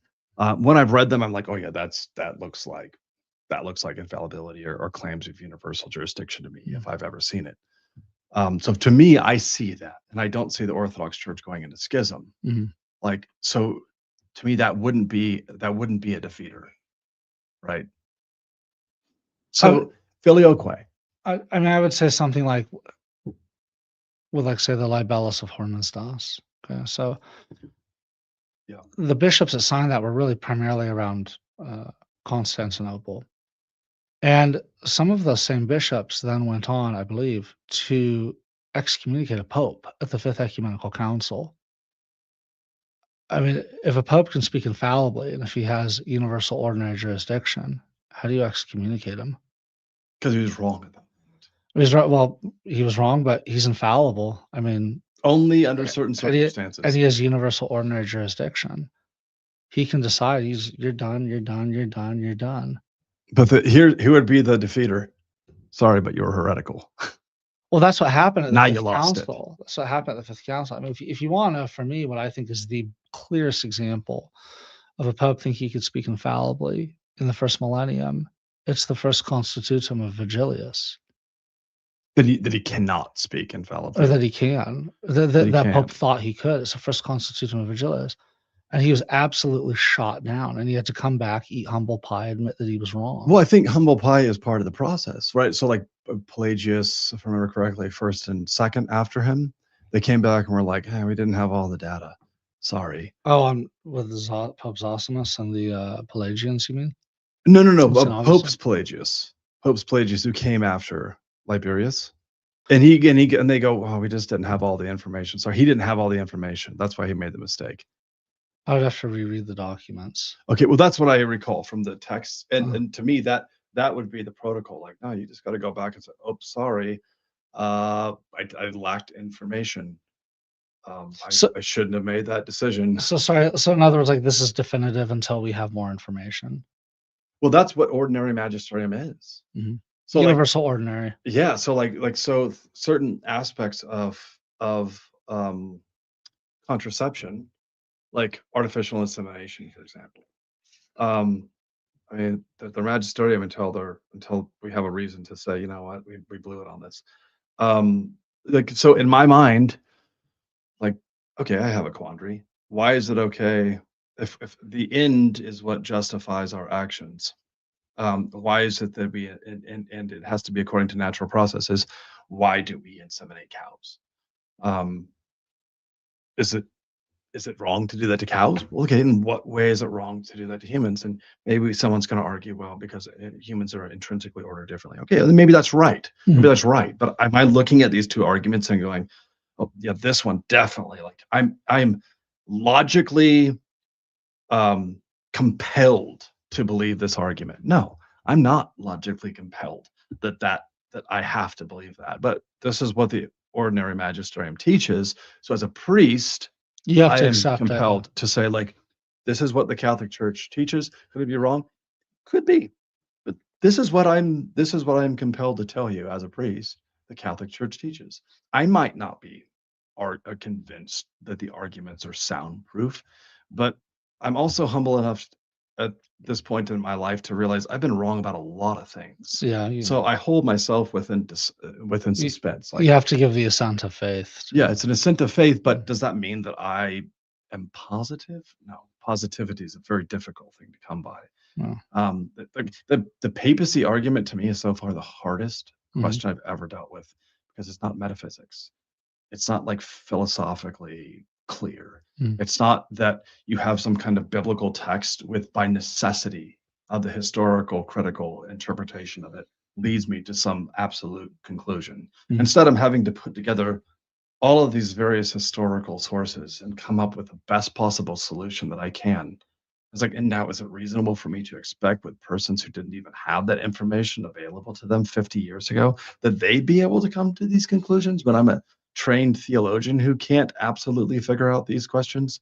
I mean, granted, I haven't been studying it for 20 years, but still, this is not the same thing as when I'm processing the Trinity or the Filioque or I think a larger issue is that let's say you go, okay, there were actual popes who believed in Vatican. Let's just pretend for a moment there were. Sure. Okay.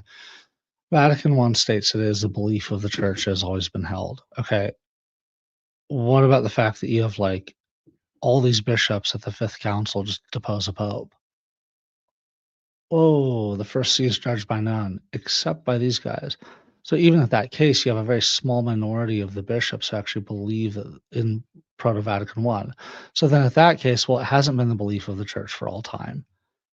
It's been the belief of a handful of bishops. I think the way that Roman Catholics get around this and go, well, no, it has been the belief of the church, is that for these people, the church is the Pope. I think that they don't have I think that they look at, and I would argue that, I mean, my opinion, I know you disagree with this, but well, no, I'm trying to follow your train of thought. The way that Roman Catholics get around this is to say that the church is the Pope. yeah, that I mean, as long as the Pope had this idea about himself, well, it doesn't matter what all the other bishops in the world, or most of the other bishops. Oh, so like forget the fact that they excommunicated him. Yeah. Well, it didn't count. It didn't count because I mean, sure, Gotcha. I mean, they just didn't have the right belief, and it was just restoring this. It was just storing this acorn. I think that's how they get around it. That's just my experience. Is as long as the Pope had the right view of himself, then it was all okay. Is what I've noticed their attitude is. And again, Yeah. I'm not convinced that you see this in the first millennium. I'm really not. I think what you're really seeing in the first millennium is a concept of an auctor and auctoritas, and that you see the Pope taking on the role of the princeps senatus. He's describing the situation in Roman legal terms. Mm-hmm. That you have the auctor, Peter, right, and that the Pope, as the heir, he inherits the auctoritas, the sort of the prestige, the ratification, the witness of the auctor, right? Just like you inherit from your ancestors. And that in this case, St. Peter's the princeps senatus. He's the head of the first citizen, the head of the Senate. Right. The princeps senatus was the one who was able to speak as long as he wanted. He was the first one to speak. He was the most elder member of the Senate, right? Well, what is Senate? It comes from senex in Latin, meaning old man. So, okay, who are the old men of the church? The bishops, right? The apostles. So what got you into the Senate? That you came from one of the original families of Rome. One of the leading okay, what gets you bishop? You come from the apostles, okay? Who's the head of the Senate? The most senior member, the eldest. Who's the head of the bishops? Peter, okay? So what's the role of Peter? What's the role of the head of the Senate? And this is why you see the popes talking about Peter as the princeps. It's translated as prince. That's not how they were using that term originally. Augustus used it to mean the head, like the most senior senator. And Augustus took it on to hide the fact that he had done an absolutely massive power grab. He desperately wanted to hide that fact. When people said, like, you're king, no, no, no, no, no, no. I'm just the first citizen. That's all I am, just the first citizen.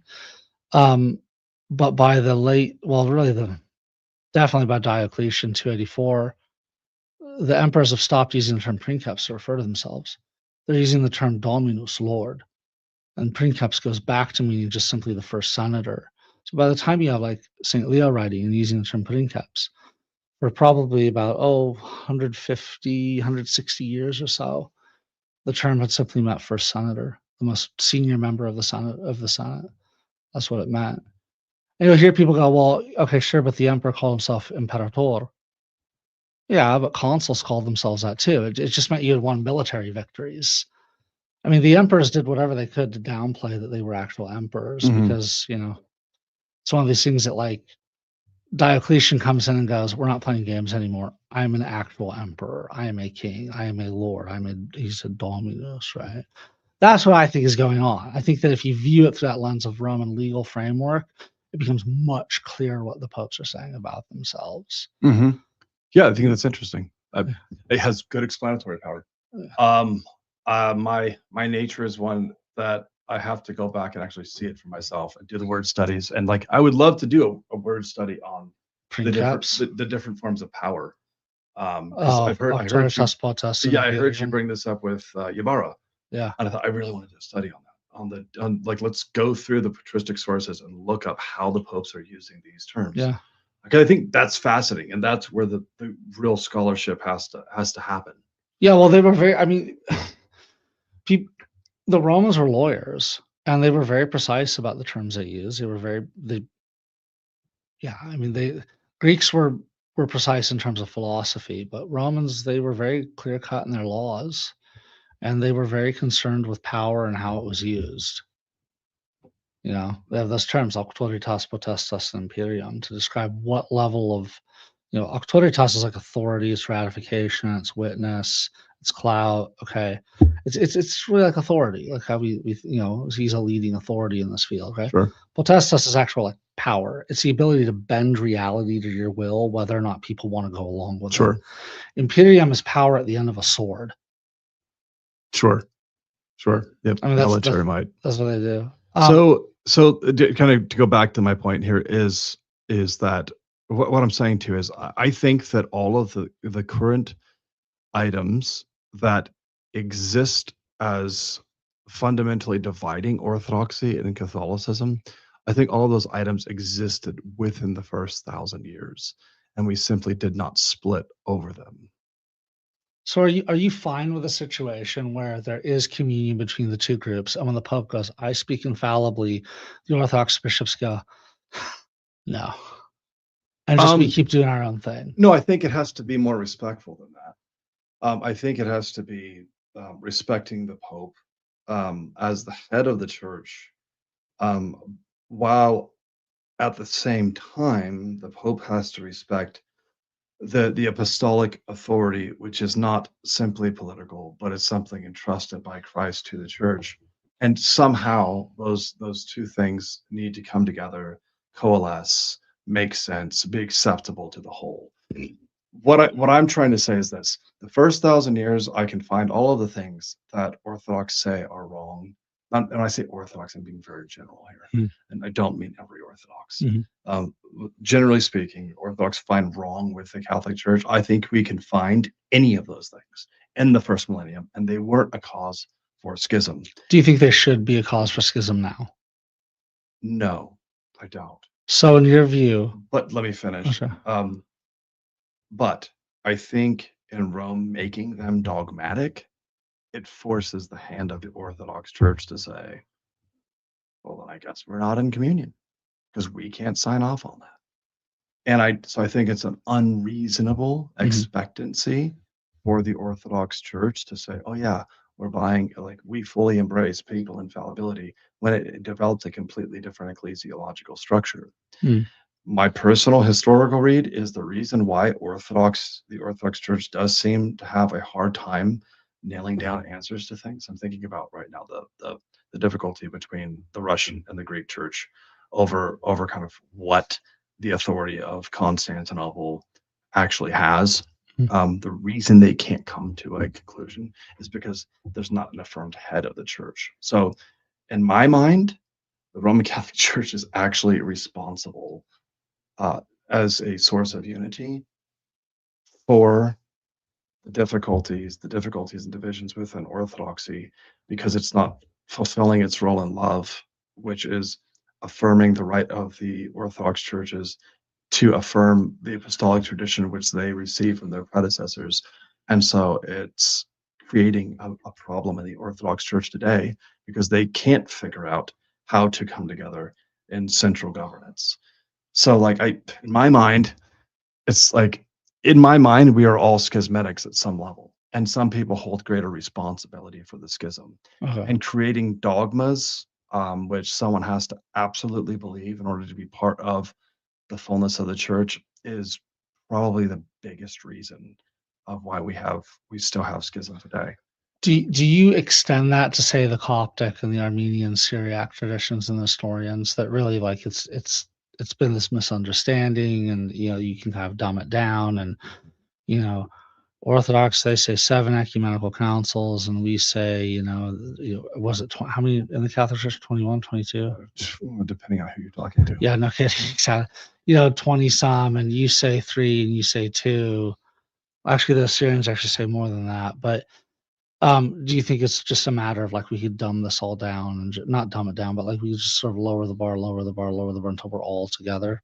I mean, I think there's a substantial difference because the Byzantine Empire grew together in a way that's unique. Like, I don't like that our canon law, we have Eastern Code of Canon Law, and it's just like all the Eastern guys go in this book, and the Latin canon's over here, and it almost feels like the equivalent of saying, like, all the colored people go over there. And it's like Black Mexican. Yeah. And all the white people go over here. It kind of feels like that to me. Yeah. Because, like, the Byzantine Church is part of the Byzantine Church is Roman. It was clearly not something that was done with consulting the bishops. I mean, yeah, it doesn't make sense. You're saying that the eastern side of the Roman Empire is less like the Latin side of the Roman Empire than, like, say, the Maronites or, like, Thomist Christians. How does that make any sense? So historically, I think that's a real conundrum. I think that's very, very problematic. So I think it would be as simple as the Orthodox Church saying, fine, you guys can believe in this kind of filioque, get it out of the creed that was uncanonical. The Pope saying, yeah, okay. And we as Latins, we do think that this is dogmatic. We don't have to go back on it, but it's not required for full communion. We're not going to make this, and that's a new step in the direction, I realize that, of church history. But I think that this is all my personal opinion. This is not what my church teaches, my personal opinion and reading history. In other words, the Ratzinger formula. Is that the Ratzinger formula? Yeah, that's the one I brought up right at the beginning of the debate. We should not ask anything else. Yeah, something like that. Something like that. I also like Zogby. But I think there's a weakness in Zogby, and obviously he was rejected by Ratzinger. Yeah, exactly. But the same guys rejected by. But I think the Zogby initiative was weak in that it did not respect the development of the church's post first millennium. I think that a robust form of ecumenical dialogue will exist when we engage in the development that transpired after the first millennium. And when I say engage, I don't mean gloss over. I mean argue profusely until we can come to a sound conclusion that is a fair representation of what the church taught from the first millennium onwards, or that properly developed or grew. I see. Okay. So, do you have any final thoughts, though, before we move on to the next topic, the crisis of masculinity? Do you have any final thoughts on the voice of reason debate? Or do you want to just move on to the next No, topic? no, no. I do. I actually, here was my observation. And I'm not an apologist, especially between Catholics and Orthodox, right? It's like if I were to ever speak badly about the Orthodox Church, it would be like me slapping my mother in the face. What if you said something like the Orthodox are the Muslims of the apostolic churches? I would not say that.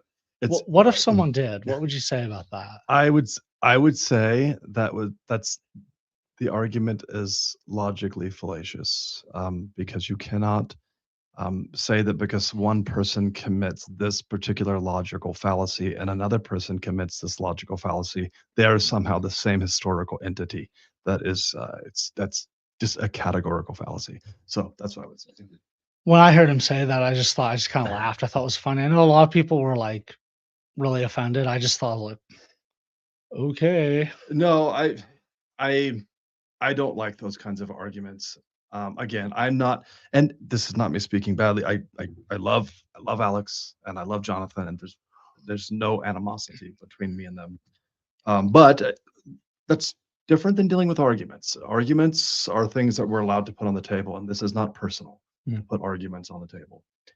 So I don't like it, but I am. So for me, you ever heard about like heard the imagery of like a mom holding her kid, why her kid slapping her in the face, like the very arms that hold her, that child could easily let go. And then the child who's slapping mom in the face would go splat on the ground. Having kids and having been a child, I was a child at one point. I've seen it. I've seen the kid slapping the mom and the mom just holding the kid. Yeah. Like, hey, stop. Grabbing for the glasses, pulling the hair. As the 2-year-old. If I spoke against the Orthodox Church, that's what I'd be doing. If I spoke against the Catholic Church, that's what I'd be doing. I will deal with particular historical arguments. I'll deal with any arguments. And I'm willing to say this person made this mistake. But I will never, because I do believe that the Orthodox Church is the one holy Catholic and Apostolic Church, I will never speak against the Orthodox Church. So just for clarification's sake. So with that said, because I want people to understand that I'm not a polemicist or an apologist. I mean, I'll do that with Protestantism because I just think it's heretical. I think there's good stuff there, but people need to leave that. I'm convinced of that. So here's the thing. When and I noticed this almost immediately. The arguments that were proposed to demonstrate that orthodoxy is false, the particular arguments, let's say inspiration of scripture. You're saying the particular arguments that Alex proposed, a voice of reason proposed? Yes. They are immediately compelling to a Western audience. Why? Because that is a particularly Western question. All Protestants will immediately hear the argument the Orthodox Church doesn't have a definitive list on these particular 2 books.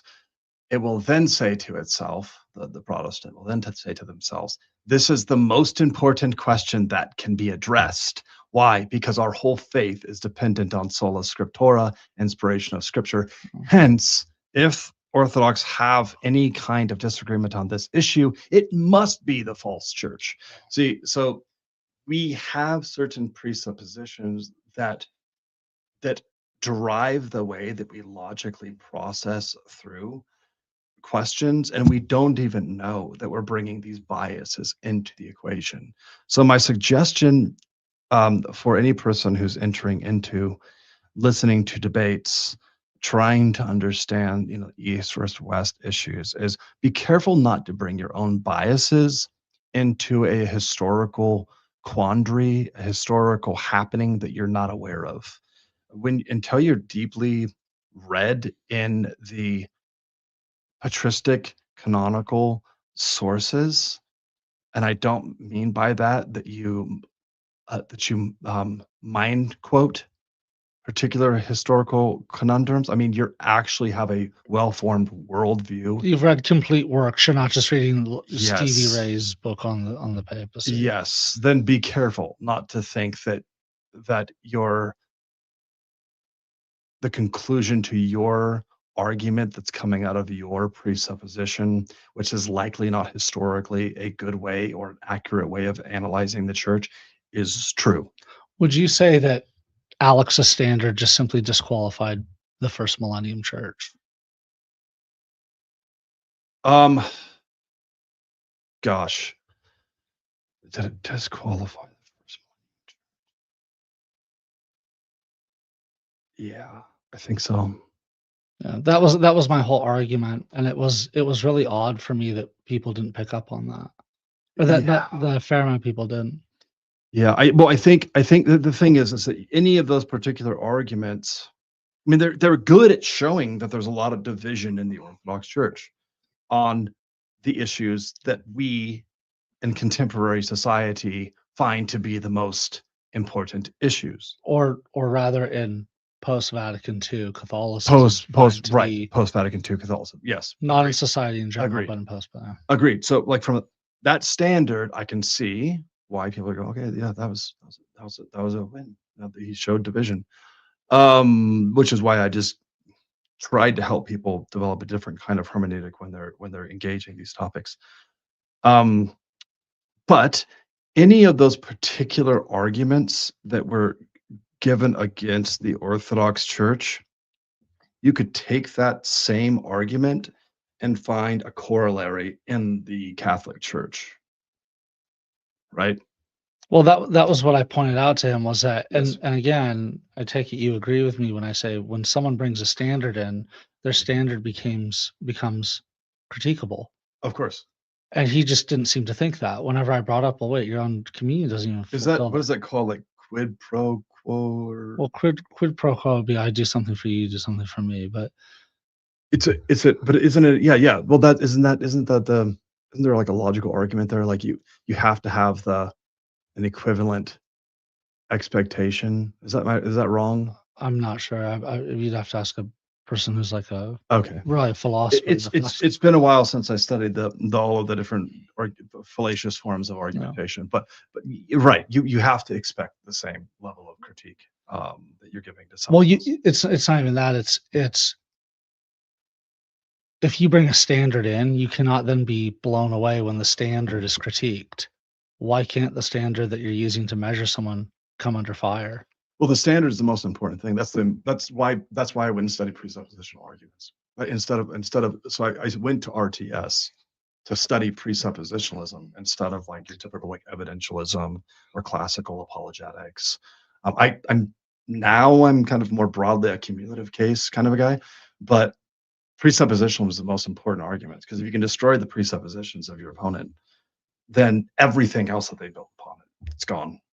It's gone. You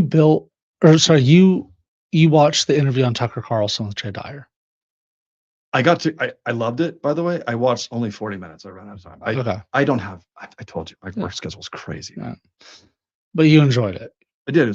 I think he was very fair. Yeah. And Jay points out that about presuppositions. If you identify someone's presuppositions, their argument falls apart very quickly if you go after those. Yeah. And that was. Is he a presuppositionalist? Do you know? I don't really understand what you mean by that. Is he like apologetically? Does he identify as a presuppositionalist? Was he in the Reformed world at all?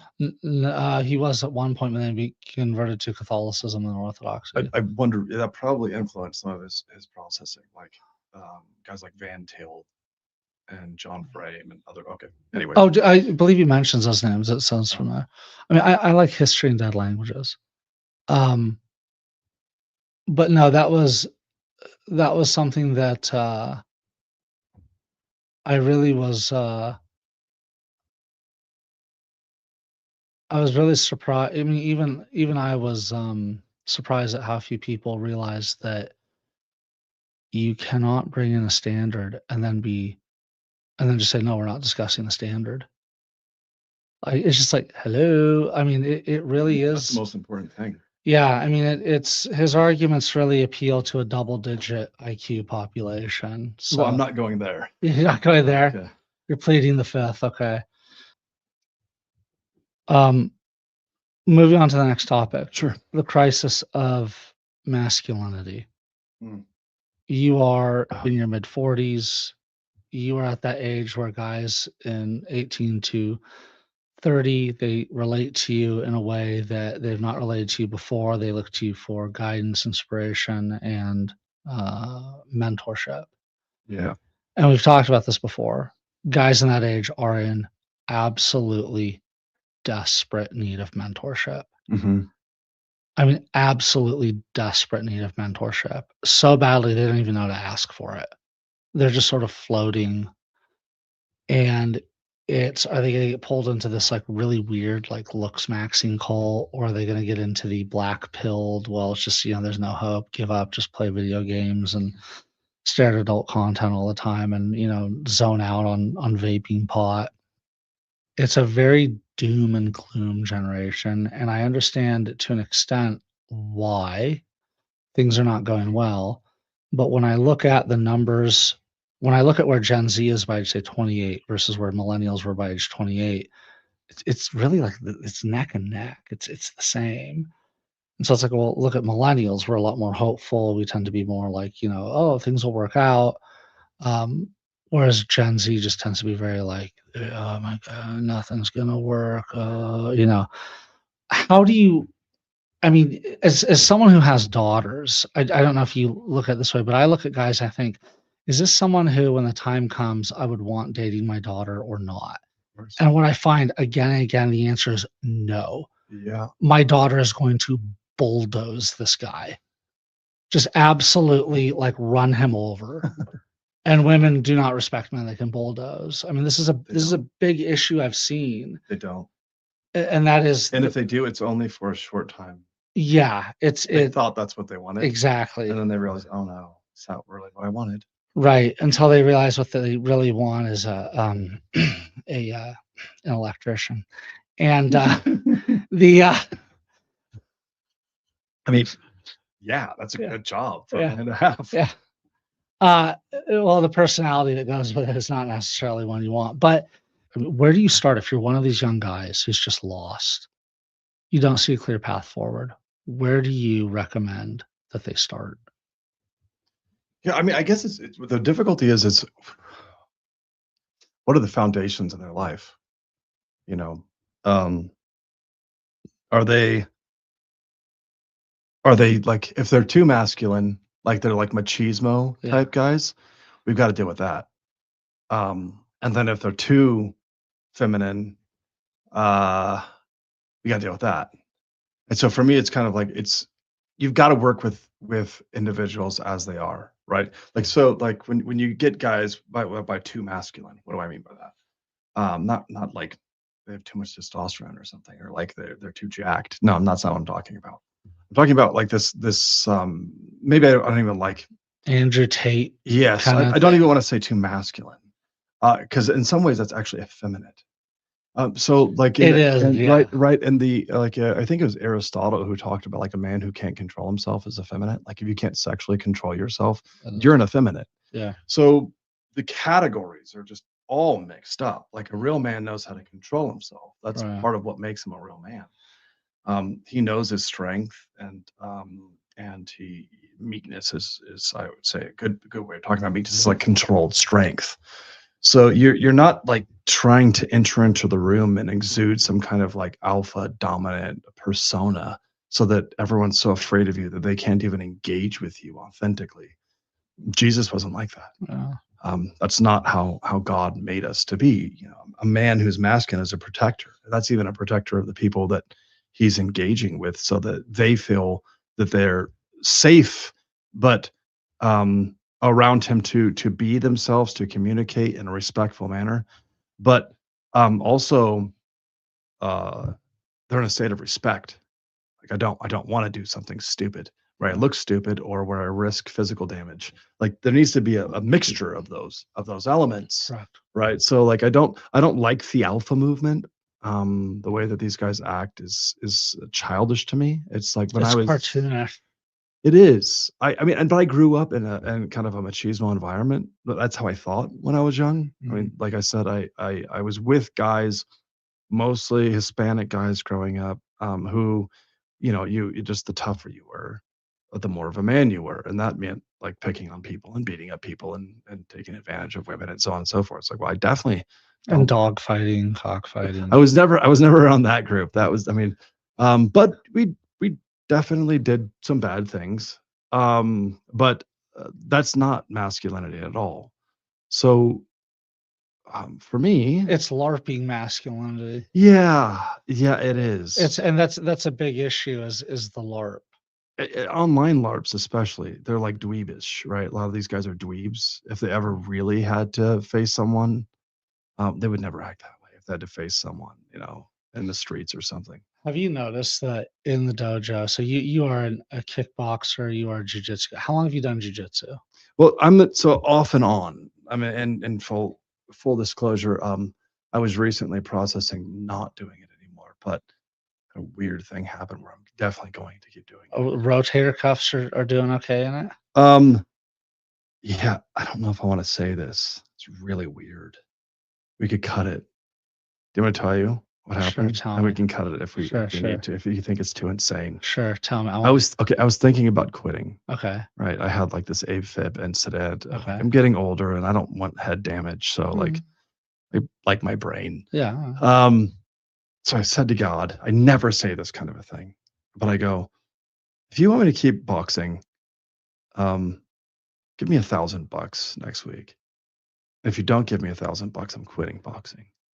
Someone walked up to me and gave me $1,000. No. I'm telling you, man. Like you personally? Yeah. What do you do with that? Well, you give God half of it. Yeah. 10% to you, God. 10%, 20%. But I'm kind of thinking, no, I might need to keep doing this. And that sounds crazy, but I have 5 daughters. I need to be in shape. Yeah. I need to be able to protect them. That's important. That's an important reality for me. So a lot of the guys who come to me, I don't deal with the over the top masculine thing. Because I'll just tell them, knock it off. Yeah. You're being ridiculous. And there's very few guys that are actually like that in person. Because most of the guys that do that over the top masculine LARP, when they come across actual real men, they drop the act very quickly. I think that's right. And so I'm not dealing with it that much because I'm a real man. No, but because I will tell them, like, you guys got to knock it off. Well, and that's another thing. Going back to the dojo, to the gym, the boxing gym. Have you noticed how polite people are to each other? So polite. And it's like everyone in that room is literally training to be able to kill. And if you act like a jerk, you get humbled. Yeah, it's like you're done. Which one of the Gracies was it said the mat doesn't lie? I mean, that's why live sparring is so important. Yeah. But even guys who are tougher than others, who hurt a weaker opponent, is a very bad form. They're gone. Like, no coach wants them. No, that we're here to be respectful. Yeah. To learn together, to teach each other, not to kill each other.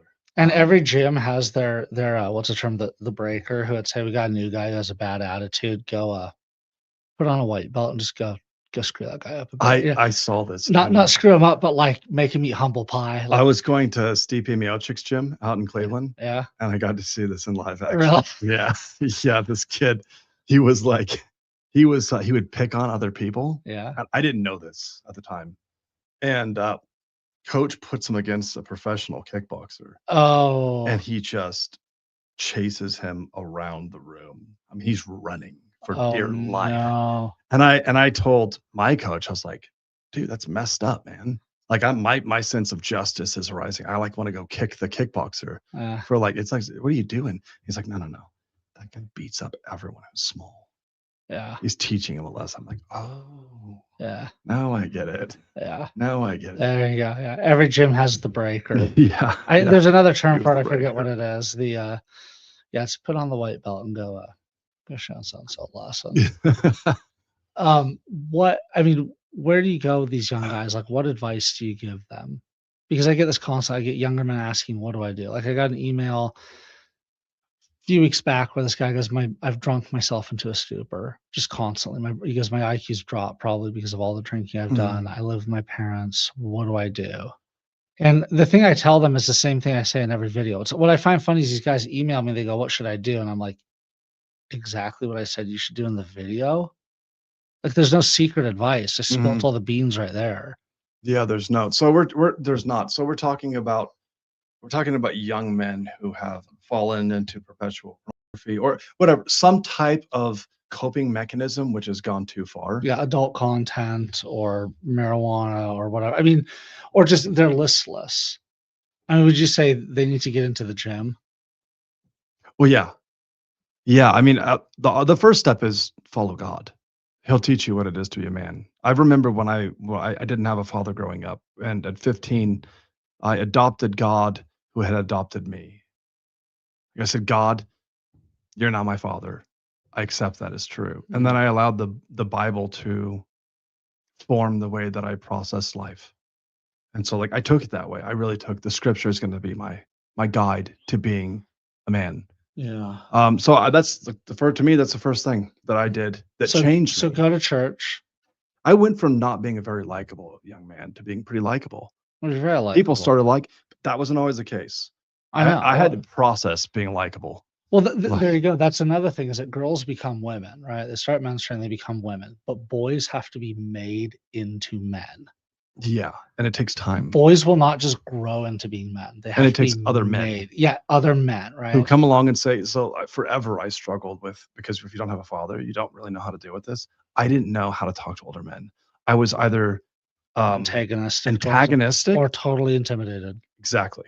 I was one of the two things. I was either totally submissive or totally antagonistic. I remember I got in like 3 fights with grown men when I was like 16.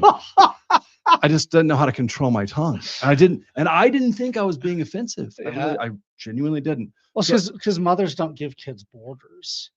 Yeah, and if they try, it just doesn't work. It doesn't work. Yeah, it's. I mean, I was like 6 foot by the age of like 13, so my mom could whoop me, and I would just laugh. I mean, it wasn't. What am I afraid of? She's 5'6". It's that women also just don't have the wherewithal to establish borders, especially with sons. They just spoil, they indulge, and they hope that there'll be a repayment. But what ends up happening, I see again and again, and maybe you've seen this, is that when you get the mom who just indulges the son again and again, it turns the sons into misogynists. Yeah, that seems right. That seems like a logical conclusion. Yeah, whereas like I've never met a guy who had a strict mom who was like, they hate women. They're all like, yeah, mom was a disciplinarian.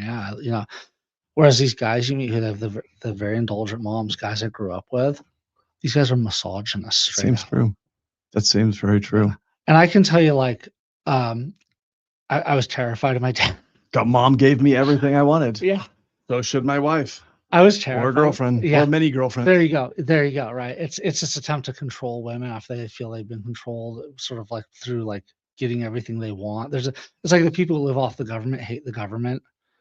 Right. Mm-hmm. They get everything they want from their mom. They hate women because every woman they meet is mommy. And they got, and then, then once you do that, if you try to now become authoritative, they'll hate you even more. Yeah. Because now you have an expectant relationship where you're the giver and I'm the taker. That's right. Yeah, they'll raise man children. I know growing up, like I was terrified of my father, and that was a good thing. He's a big dude. He's been a wrestler. He'd done judo for 10 years. He was a strong guy. He was a contractor. And that was like, for all of his problems, that was good. You want this very, like, dad's coming, you hear those keys jingle in the door and you're like, ooh, what am I doing that I could get in trouble for? Like, hold on, wait, this dish is done, the running to the kitchen. Did I leave that stuff out in the yard? Oh, but I mean, where do you start with these young guys? So it's 1, go to church. Yeah. Okay. 2, what do you say about, do they need physical activity? Yeah, absolutely. So what kind of physical activity? Do you think showing up to a something that pushes you, and obviously for your body, you need something that pushes you. Mm-hmm. You also need to push through your fears. And so that's where contact sports are really important. Yeah. And that your fears could be so serious and severe that basketball will meet that need, right? You just don't even want to contact other people. I think that's setting the bar pretty low Well, sometimes you need to, right? to start with. Yeah, some guys can't even talk to other people. Oh, that's a huge Like, thing. so, like, if you can actually bump shoulders with other guys, that's a good start, right? So, Yeah. I think the reason the only thing I don't like about contact sports, again, is my age. I'm afraid of getting brain damage. And I'm afraid of not being able to walk for a week after I engage in some like jujitsu section. So I don't like How those hard are two you doing elements. jujitsu? It's the problem. We It's like have, my coach, the coach that I have, he makes us spar like every time. yeah. Heavy sparring, Like how heavy? heavy. Like Yeah. like go try to win. Oh yeah. Yeah, my body can't take that anymore. Oh, Like I can do it, and then the next day I'm dead. we have this dude. I actually didn't meet him, but the guys in my dojo knew him. Old Mike, 73 when he got his black belt. Apparently from the neck down, he looked like he was 40 and in good shape, but from the up, he looked like he was 73. Yeah. But they said old Mike, man, he'd take you out, and he was not a big dude. Some people's bodies last a lot longer. I gotcha. Right. I'm feeling it a little bit now. Really? Okay. So yeah, I let some guy sweep me doing kickboxing. Like I was Oh. letting him practice. Oh, And so I just let him sweep me. so you took the fall like hip straight to the ground? Yeah, but it wasn't, hard ground. It was in a boxing ring. And I was hurting for 2 weeks. And I'm like, all right, I can't let people sweep me anymore. Like I used to be Yeah. able to let people train and try new things on me for fun, but I can't do that anymore. Yeah. So I'm learning that. But I think the most important thing for young men who don't have my particular concerns at this point in my age, I'm 44 as of 2 days ago, is you have to face your fears. So if you're afraid of getting punched, you need to go get punched a little bit. Hmm. If you're afraid of wrestling, getting like taken to the ground, you need to go get taken to the ground. We should face our fears because they make us able to be productive members of society. If we don't face our fears, then we'll be that much less productive in whatever activity that we're doing. And when you train your mind to take on the fear that's in front of you, then you feel like you're always ready, and that gives you a kind of confidence to engage, right? Like I'm not afraid to talk to women. I mean, I obviously don't need to. I'm married, but I'm not afraid to talk to women because I talk to all kinds of people. And that's a huge fear that I found with most of these Yeah. guys is they and this idea that like, well, if you talk to a woman, therefore, like you almost have to pursue marriage with her. So no, you can talk to a woman just being a friend, just Yep. just telling her about a trip that you recently took. Yeah. I think that's a huge thing for these young guys is they need like acquaintances or friends who are women because they've totally lost track of what women are like. Mm-hmm. And a lot of them are so fried out on adult content that they have this juxtaposition that either they're going to be stuck marrying the reformed party girl body count 50 or they're going to kidnap a woman on the way to the convent, and that's their only choice. It's like no. Right. Yeah. I mean, this is going to sound so counterintuitive from a priest, but I would say when you go out, young traditional men, when you go out on a date, don't sit there and talk to them about theology the whole time. Yeah, don't. Like interact with them as human beings, Yeah. as friends, talk to them about, I mean, and look, I hate small talk as much as most, well, not everybody. I don't like small talk that much. But if you engage, don't feel the need to convert her to your level of traditionalism as if that's the only thing that you're there for. Like engage her as a woman. Women will follow you if they like you. The things you have to get her to like you. The way you're going to get her to like you is by being relatable. She's not interested in finding out facts about the place you went. She's interested in hearing your experience and how you felt when you were going to that place. Yeah. Being a relatable guy. And I find this an issue with Gen Z is that they like to talk about facts, not about their experience of those things. Yeah. Yeah, Like- that makes sense. Yep. Like they'll tell you the That's- facts about skydiving, not, yeah, I was terrified as we went down, but then I started to calm down and I started taking the view. It was so beautiful. I could see Mhm. it's like, oh, we flew up to this. First off, they like shoulders caved in, but we uh, we flew up to like 10,000 feet, and like it was like really cold, and then we jumped out, and it was cool. Uh, do you want to do it again? Maybe. Like, I mean, it's like that's not how you yeah, well, we flew up to, we flew up to 10,000 feet. I started thinking, is this a right decision? I shouldn't be doing this, right? You express your emotions about what you're thinking. Then we got there, and I looked out the window, and everything looked so tiny. And I thought I would have been more afraid, and I wasn't. It wasn't until after I jumped out there. That's the things women want to hear. I think so. And I would also add that you have to be yourself. Don't try to be, Father Nathan or Denny. Like, you actually have to be your own. Like, it won't work.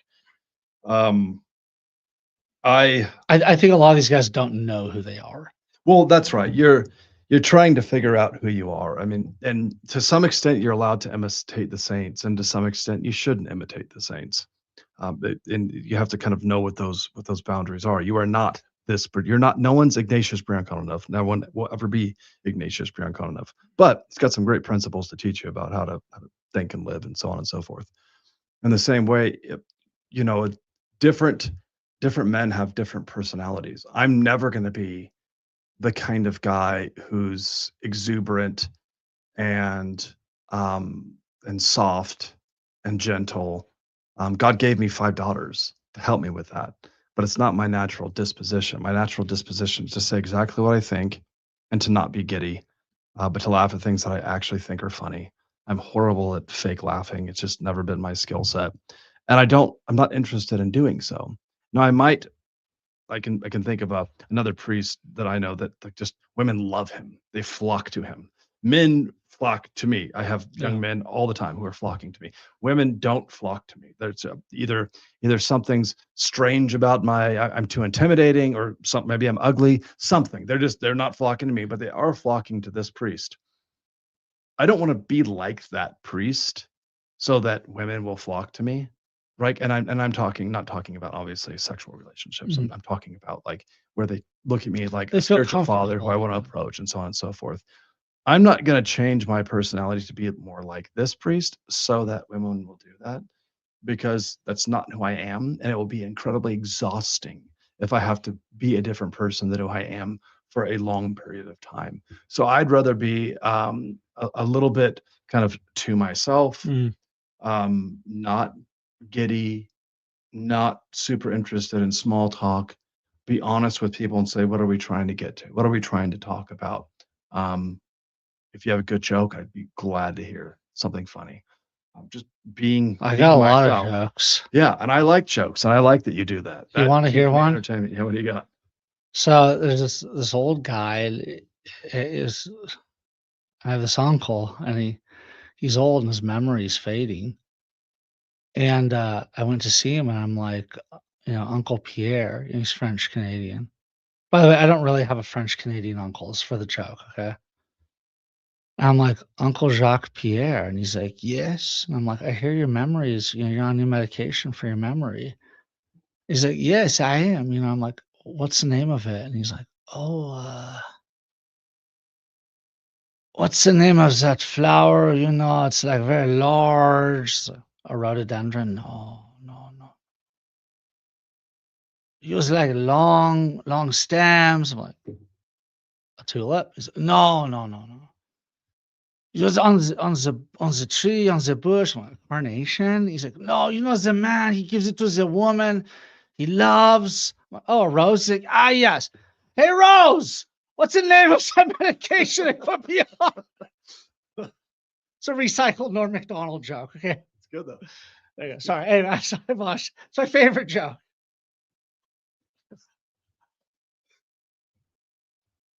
All my jokes are jokes you can tell in front of kids. They're good jokes. You always have some new joke to tell me. I have a principle that, like, if I can't talk about it in front of my kids, I don't talk about it. If I can't listen to it in front of my kids, I don't listen to it. If I couldn't read out loud in front of my kids, I wouldn't listen to it. Right, or I wouldn't read it. Right. It's just, and then I think that's a good attitude to have in life, and you detox yourself. And so many of like, like just even like comedy films I would watch 20 years ago, like, no way. No, absolutely not. I sometimes am surprised at the things I watched, and I thought was okay. I tried to watch, what was it called? Oh man, it was it's one of those like pu- like it's not apocalyptic. It's like a Apocalypto. but it's a comedy. Idiocracy. Okay, you know Idiocracy? Yeah, that definitely not in front of kids. Yeah. Okay, I didn't remember that. Oh, I just thought, oh, this would be a good movie for my kids to see what's going to happen when like AI takes over and we keep getting dumber because we're not thinking. yeah. So I put that on. Oh my, Oh yeah. not so Forget it. good. Forget Not so it. good. Don't recommend. I do not recommend Idiocracy. It was Yeah. funny before, but not anymore. I would say this. So this is something that I deal with a lot. So when you have young guys who are just trying, they're just learning about being masculine, and they also have issues where they don't like women in general. That's a very big issue. A lot of these guys really resent women. Yeah, there's a resentment there, and I this is where I think that a lot of men need some help. They're looking for a submissive wife, and they think by that, by like St. Paul saying like, wives, submit to your husbands or respect your husbands, or that this implies like everything should be submitted to, like well, I like drinking sparkly water, so do you, right? And it's like absolutely foolish. These guys are never going to find wives if they're looking for to control um their female side, right? They need to understand that like when you get married, you should let your wife argue with you. If your wife knows that at the end you make the final decision, you still want her to argue with you in case you're making a bad decision. And so, my wife and I will have at it, and she'll say, "Whatever you decide, I'll go with, but I think you're wrong. And here are all the reasons that I think you're wrong." And that can be really helpful for a couple because it is a partnership. You just have the final say, the final decision on ultimate matters. But if you're saying, well, I like Taco Bell and you like Del Taco and you should submit to me for Taco Bell, then it's like, well, you're not loving your wife. This or your girlfriend. And no woman is impressed by that. Women are impressed by men who are strong, who don't bend with actual oppression or what is actually evil, but they do like men who are willing to work with them in their emotions, their weaknesses, their failings, their needs, their emotional desires are being met. Those are all things that every woman appreciates about a man. And St. Paul said very clearly, husbands, deal with your wife as with the weaker vessel. A man should always be telling himself when a woman is acting up or doing something that we think is silly, she is not a man. She is a woman. This could be a weaker vessel moment. Let me take that into consideration in the way that I'm going to engage with my girlfriend or wife, and so on and so forth. So don't treat women like slaves and don't treat them like men. Both of those are serious mistakes. I don't even ask, is this a weaker vessel moment? I just go, it's a weaker vessel. Yeah. It's I mean, so I mean the first thing is one, get into the church. Go to church, go to services, right? Learn self-control through being in church. Next thing, get into a boxing gym, get into a dojo, something where you face your fears. Maybe you're so terrified of interacting with others, it has to be doing basketball. But there is something to be said that, if you know how to fight, that gives you a lot of confidence. Yeah. And it's also a very humbling act. I mean, how many times have you been humbled on the mat? I can tell you a lot in my case. How many times? I mean, it's a humbling experience, but it's also confidence building. The bottom third of the guys in that dojo could absolutely obliterate most people outside the dojo. About bottom 20%, 10%. There's always someone tougher than you. Going to a gym makes you realize that. Guys who think that they're tough, have never been in a fight before, they're just setting themselves up for getting destroyed. If you've never fought before and you think you're tough, I promise you, you're gonna lose in a real fight. Yeah, and it's guys who are professionally trained to fight are the most eager to not get into street fights. Yep. Because I mean, I've been thrown by guys 60 pounds less than me. Total surprise. I've thrown guys away a lot more than me. You have no clue who you're dealing with. No, and they don't want to kill somebody. Yeah, They don't that's wanna another thing. Yeah. They don't want to go to jail for life. Like a professionally trained boxer, if he lands a solid punch on somebody, He's gonna, hit their head on the concrete. like you could kill them very quickly.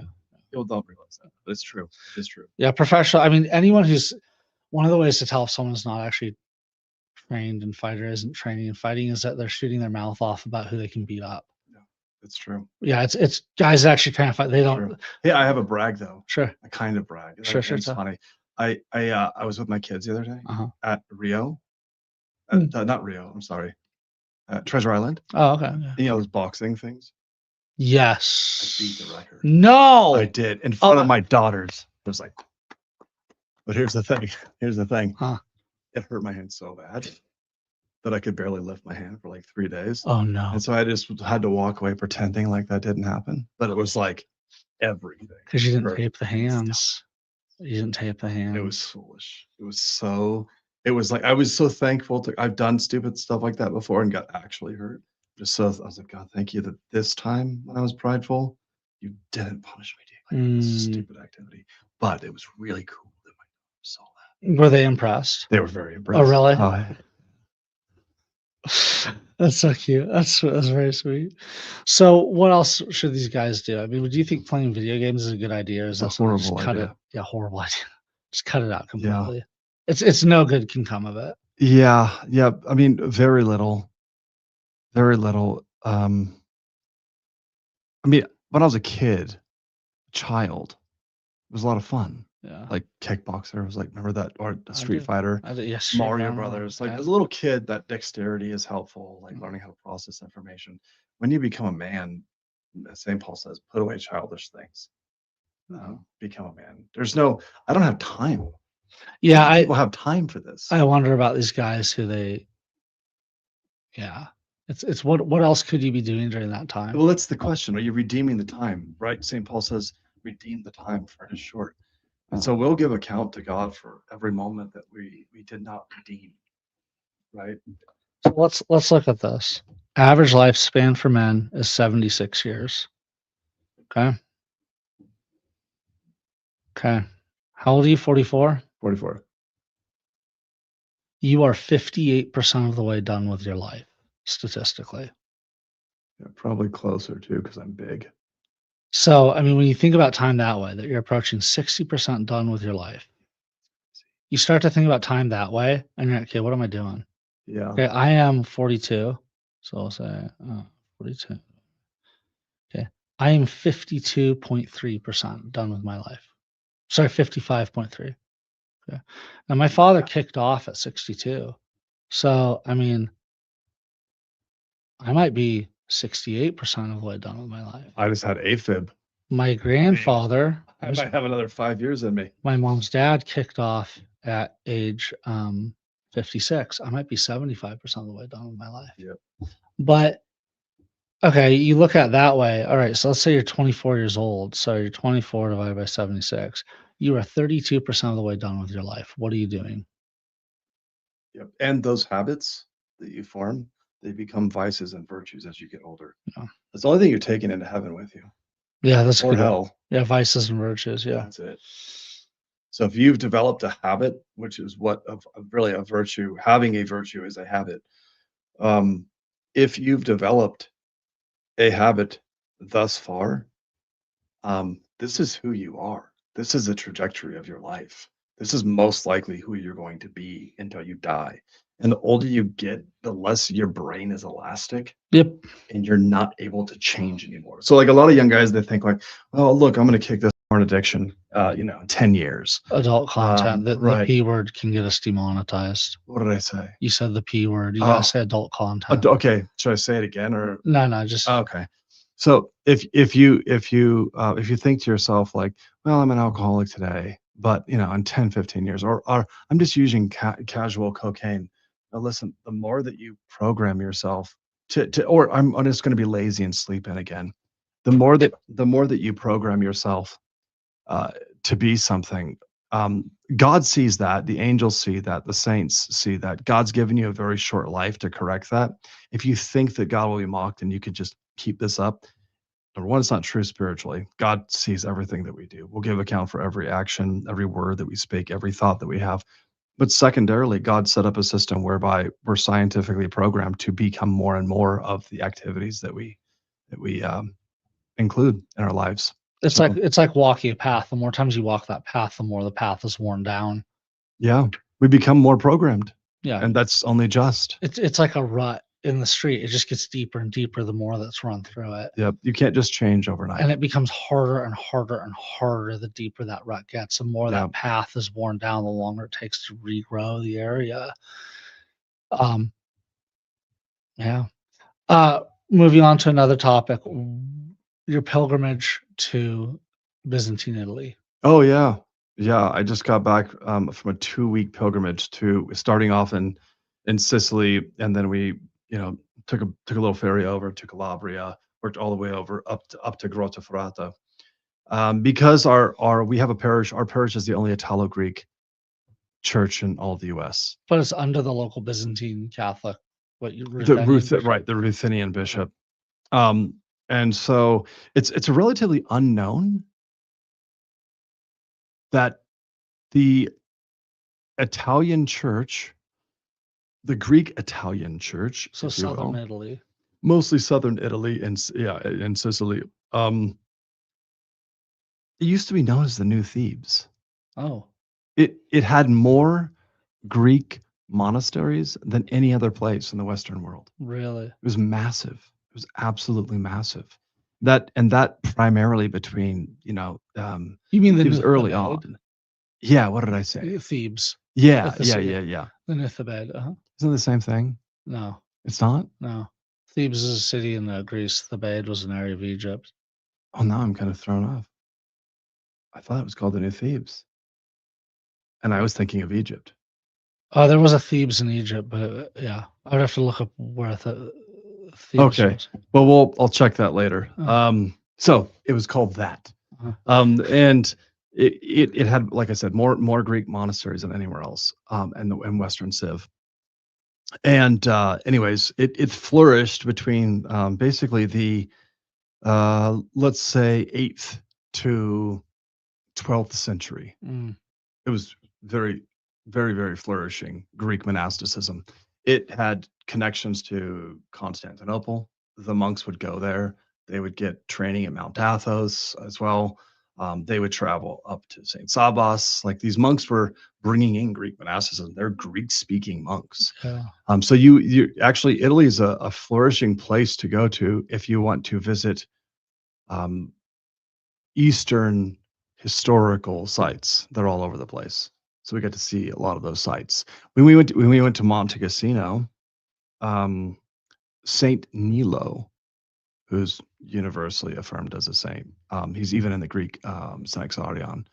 Saint Nilo the Younger, he went to Monte Cassino. Everyone was obviously trying to escape from Muslims, so very common thing for the Sicilians and for those in southern Italy. And he went to Monte Cassino and actually composed a hymn for Saint Benedict. Really? Yeah. I mean, so he was very close with the Latin Church there in Italy, and then of course he ended his life founding Grottaferrata, which is still up and going. So yeah, it was an incredible experience. How many monasteries did you visit when you were there? Pretty much gone. Just pretty much gone. There's Grottaferrata, which is the last Italo-Greek monastery. What's fascinating about it is it's like pre-Sabiotic reform. Okay. So it's really short services. Okay. So they don't have all the monastic services that were brought on. So like, it's unique because it was the conservative element wouldn't let it develop any further. So it's kind of a strange phenomenon there.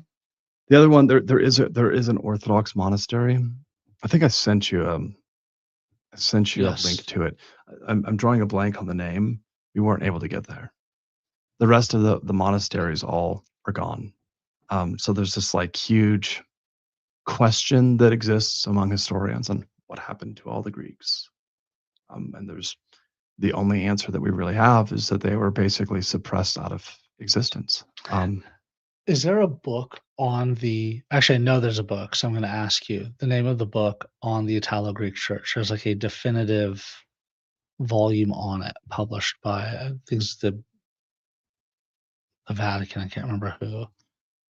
There's a few. There's Greek Italo-Greek monasticism is an older book. That's a big blue one. I've read it. I'm not sure that it came out from the Vatican. I don't recall the publisher, but I could send it to you. I could send you the name of the publisher if you want. I'll put it in the video description. Okay, I'll send it to you. And there are also newer books on this subject. So there are plenty of saints. They're flourishing with saints, but they're mostly not known because, I guess most saints are known because they pass down writings. I mean, they become popular because they pass down writings. Whereas with the Italo-Greek saints, mostly what you're getting is hagiographic literature and poetry, but not a lot of theological treatises. I mean, it's just it's Orthodox spirituality, Orthodox theology is all over the place, but they're not writing theological texts. So that's not something that's happening with them. They're just accepting the material that they already have, and they're reading the Greek fathers, right? So they don't need to write anything new from that vantage point. What is, I mean, in 5 sentences or less, or 10 sentences or less, what is the origin of the Italo-Greek Byzantine Church? It's a difficult question. I'll tell you why. Because here's how I would essentially explain what happened. So you have the Italo-Greek Church, which is the Greeks in Italy. It's that simple. It's you could even say the Greek Orthodox Church in Italy. Okay, and then what happens is when the Lombards come in, the Pope they start suppressing to some extent the Greeks. They see them as kind of like bad guys aligned with Constantinople. Okay. Right. And as you know, like the French are like vying for power over Constantinople. Right. So they start replacing the Greek bishops with Latin bishops. Okay. The monasteries start getting filled with Latins instead of Greeks. Okay. To the point that by the 14th century, if you were to go into any of the monasteries, the monks don't even know Greek anymore. Oh. They're all Latins who dress up in Eastern stuff. I see. So the Greeks were like gone. They disappeared. And Wow. where did they go? Well, we're not totally sure. But the Pope signed off on Roger II on his moderates. It was like soft suppression of the Greeks. It wasn't hard suppression. It was soft suppression. Okay. More effective technique. Yeah. To not raise eyebrows when you do things. So they disappeared. And so basically Greek monasticism was gone by about the 15th century. So if the Latinization process wasn't sufficient, Roger II and his family members were putting more money into the Benedictines. They were bringing over other monastic movements from France, from Europe. They were giving them great endowments, but no longer giving great endowments to the Greeks. So they disappear. So then what happens is the church disappears, and then like 16th, 17th century, a little bit in the 18th century, you have the Albanians. Okay. They start moving down. Same reason as the early monastics had to move up more north, Muslims. So they start coming over into Italy, and a lot of them are Byzantine. They could either be Orthodox Byzantine or like Byzantine Catholic, but they come over and they start founding churches again that are Eastern in Italy. Okay. So now you have a completely new wave of Byzantines who are in Italy. They're practicing the Byzantine Rite liturgy, right? So Italo-Greek is kind of a strange term to apply to our particular church in Las Vegas because the Italo-Greek church was kind of gone. They got wiped off the face of the planet. Yeah. What really happens is the Albanians come in and they restart the church. So have you ever heard of Greek Catholics before? Have you ever heard that term, Greek Catholics? Yeah. in Eastern Europe, they call themselves Greek Catholics. They don't call themselves Byzantine Catholics. They call themselves Greek Catholics, which I think is a more historically accurate term. But we stopped doing that in the U.S. What I think happened is when Italians who practiced the Byzantine Rite came over to the U.S., they named their church Italo-Greek, but they meant almost the exact opposite of what you meant if you were Italo-Greek in the 8th to 12th century. Here's why. What they're basically saying is this: we're Italians who practice the Greek liturgy. I see. Just like the Ukrainians, for example, were saying we're Greek Catholic. They're saying we're Catholics who practice the Greek liturgy. I see. So this is kind of a historical, it bends your mind historically, because when we say we're Italo-Greek, we don't mean what anyone would have meant if they were to call themselves Italo-Greek between the 8th and 14th century. So it has a different meaning. So now it's just like basically any Italian. You can be Albanian, you could be Greek, you could be Roman, who practices the Byzantine liturgy, came here to the U.S., now calls himself Italo-Greek. So you have a parallel movement with the Orthodox Church in the U.S. at the same time as we're designated Italo-Greek Catholics. They call themselves Italo-Greek Orthodox. Yeah, I've seen they have there's some old calendarist group that they're pushing it. Yeah, they're not canonical. They're out on the East Coast, I think. Yeah, that's right. It's like New York. Yeah, but they're not. They're doing the same thing. So they're using these terms very confusedly. But that was a historical phenomenon where people were using these terms confusedly. I see. And the foundation of your parish specifically, what is the story of that? Yeah, so Father Francis Vivona, he was from New York, and so went to a Latin seminary. Mom was Italo-Greek, part of that historical Italo-Greek movement in New York, and basically encouraged him to return to his roots. So he wanted to start a parish that is Italo-Greek. He wanted to keep those roots alive, and so he founded Our Lady of Wisdom. So what's cool about it, like for any visitor, whether you're Orthodox or Catholic or what have you, is that when you come in, you can actually see all of the Italo-Greek saints. Yes. Like in the iconography. So that's really fun because you're not going to see that anywhere else. Most people haven't even heard of these saints, which are universal saints for Catholic, Orthodox alike. Yeah, it's a very unique looking church building. Yeah, is it in a good way? Like you walk in and you have the Old Testament iconography, and then you go to there's the I'm trying to think of the term here. On the narthex to the nave. Yes. Yeah. I like that too. That's one option for like a traditional entrance. The other it's a very spacious church as well. Yeah. They're very nice. Father Nathan, it has been an absolute pleasure to have you on. I'm so honored to have had you on. Now, if any of you want to see Father Nathan come on again, comment below in the comments, say what you want us to talk about and why you want us to talk about that.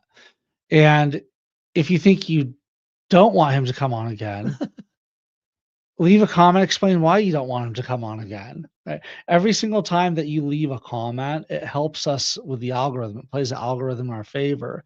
It shows that people are actually enjoying the video and that YouTube should promote it more and more.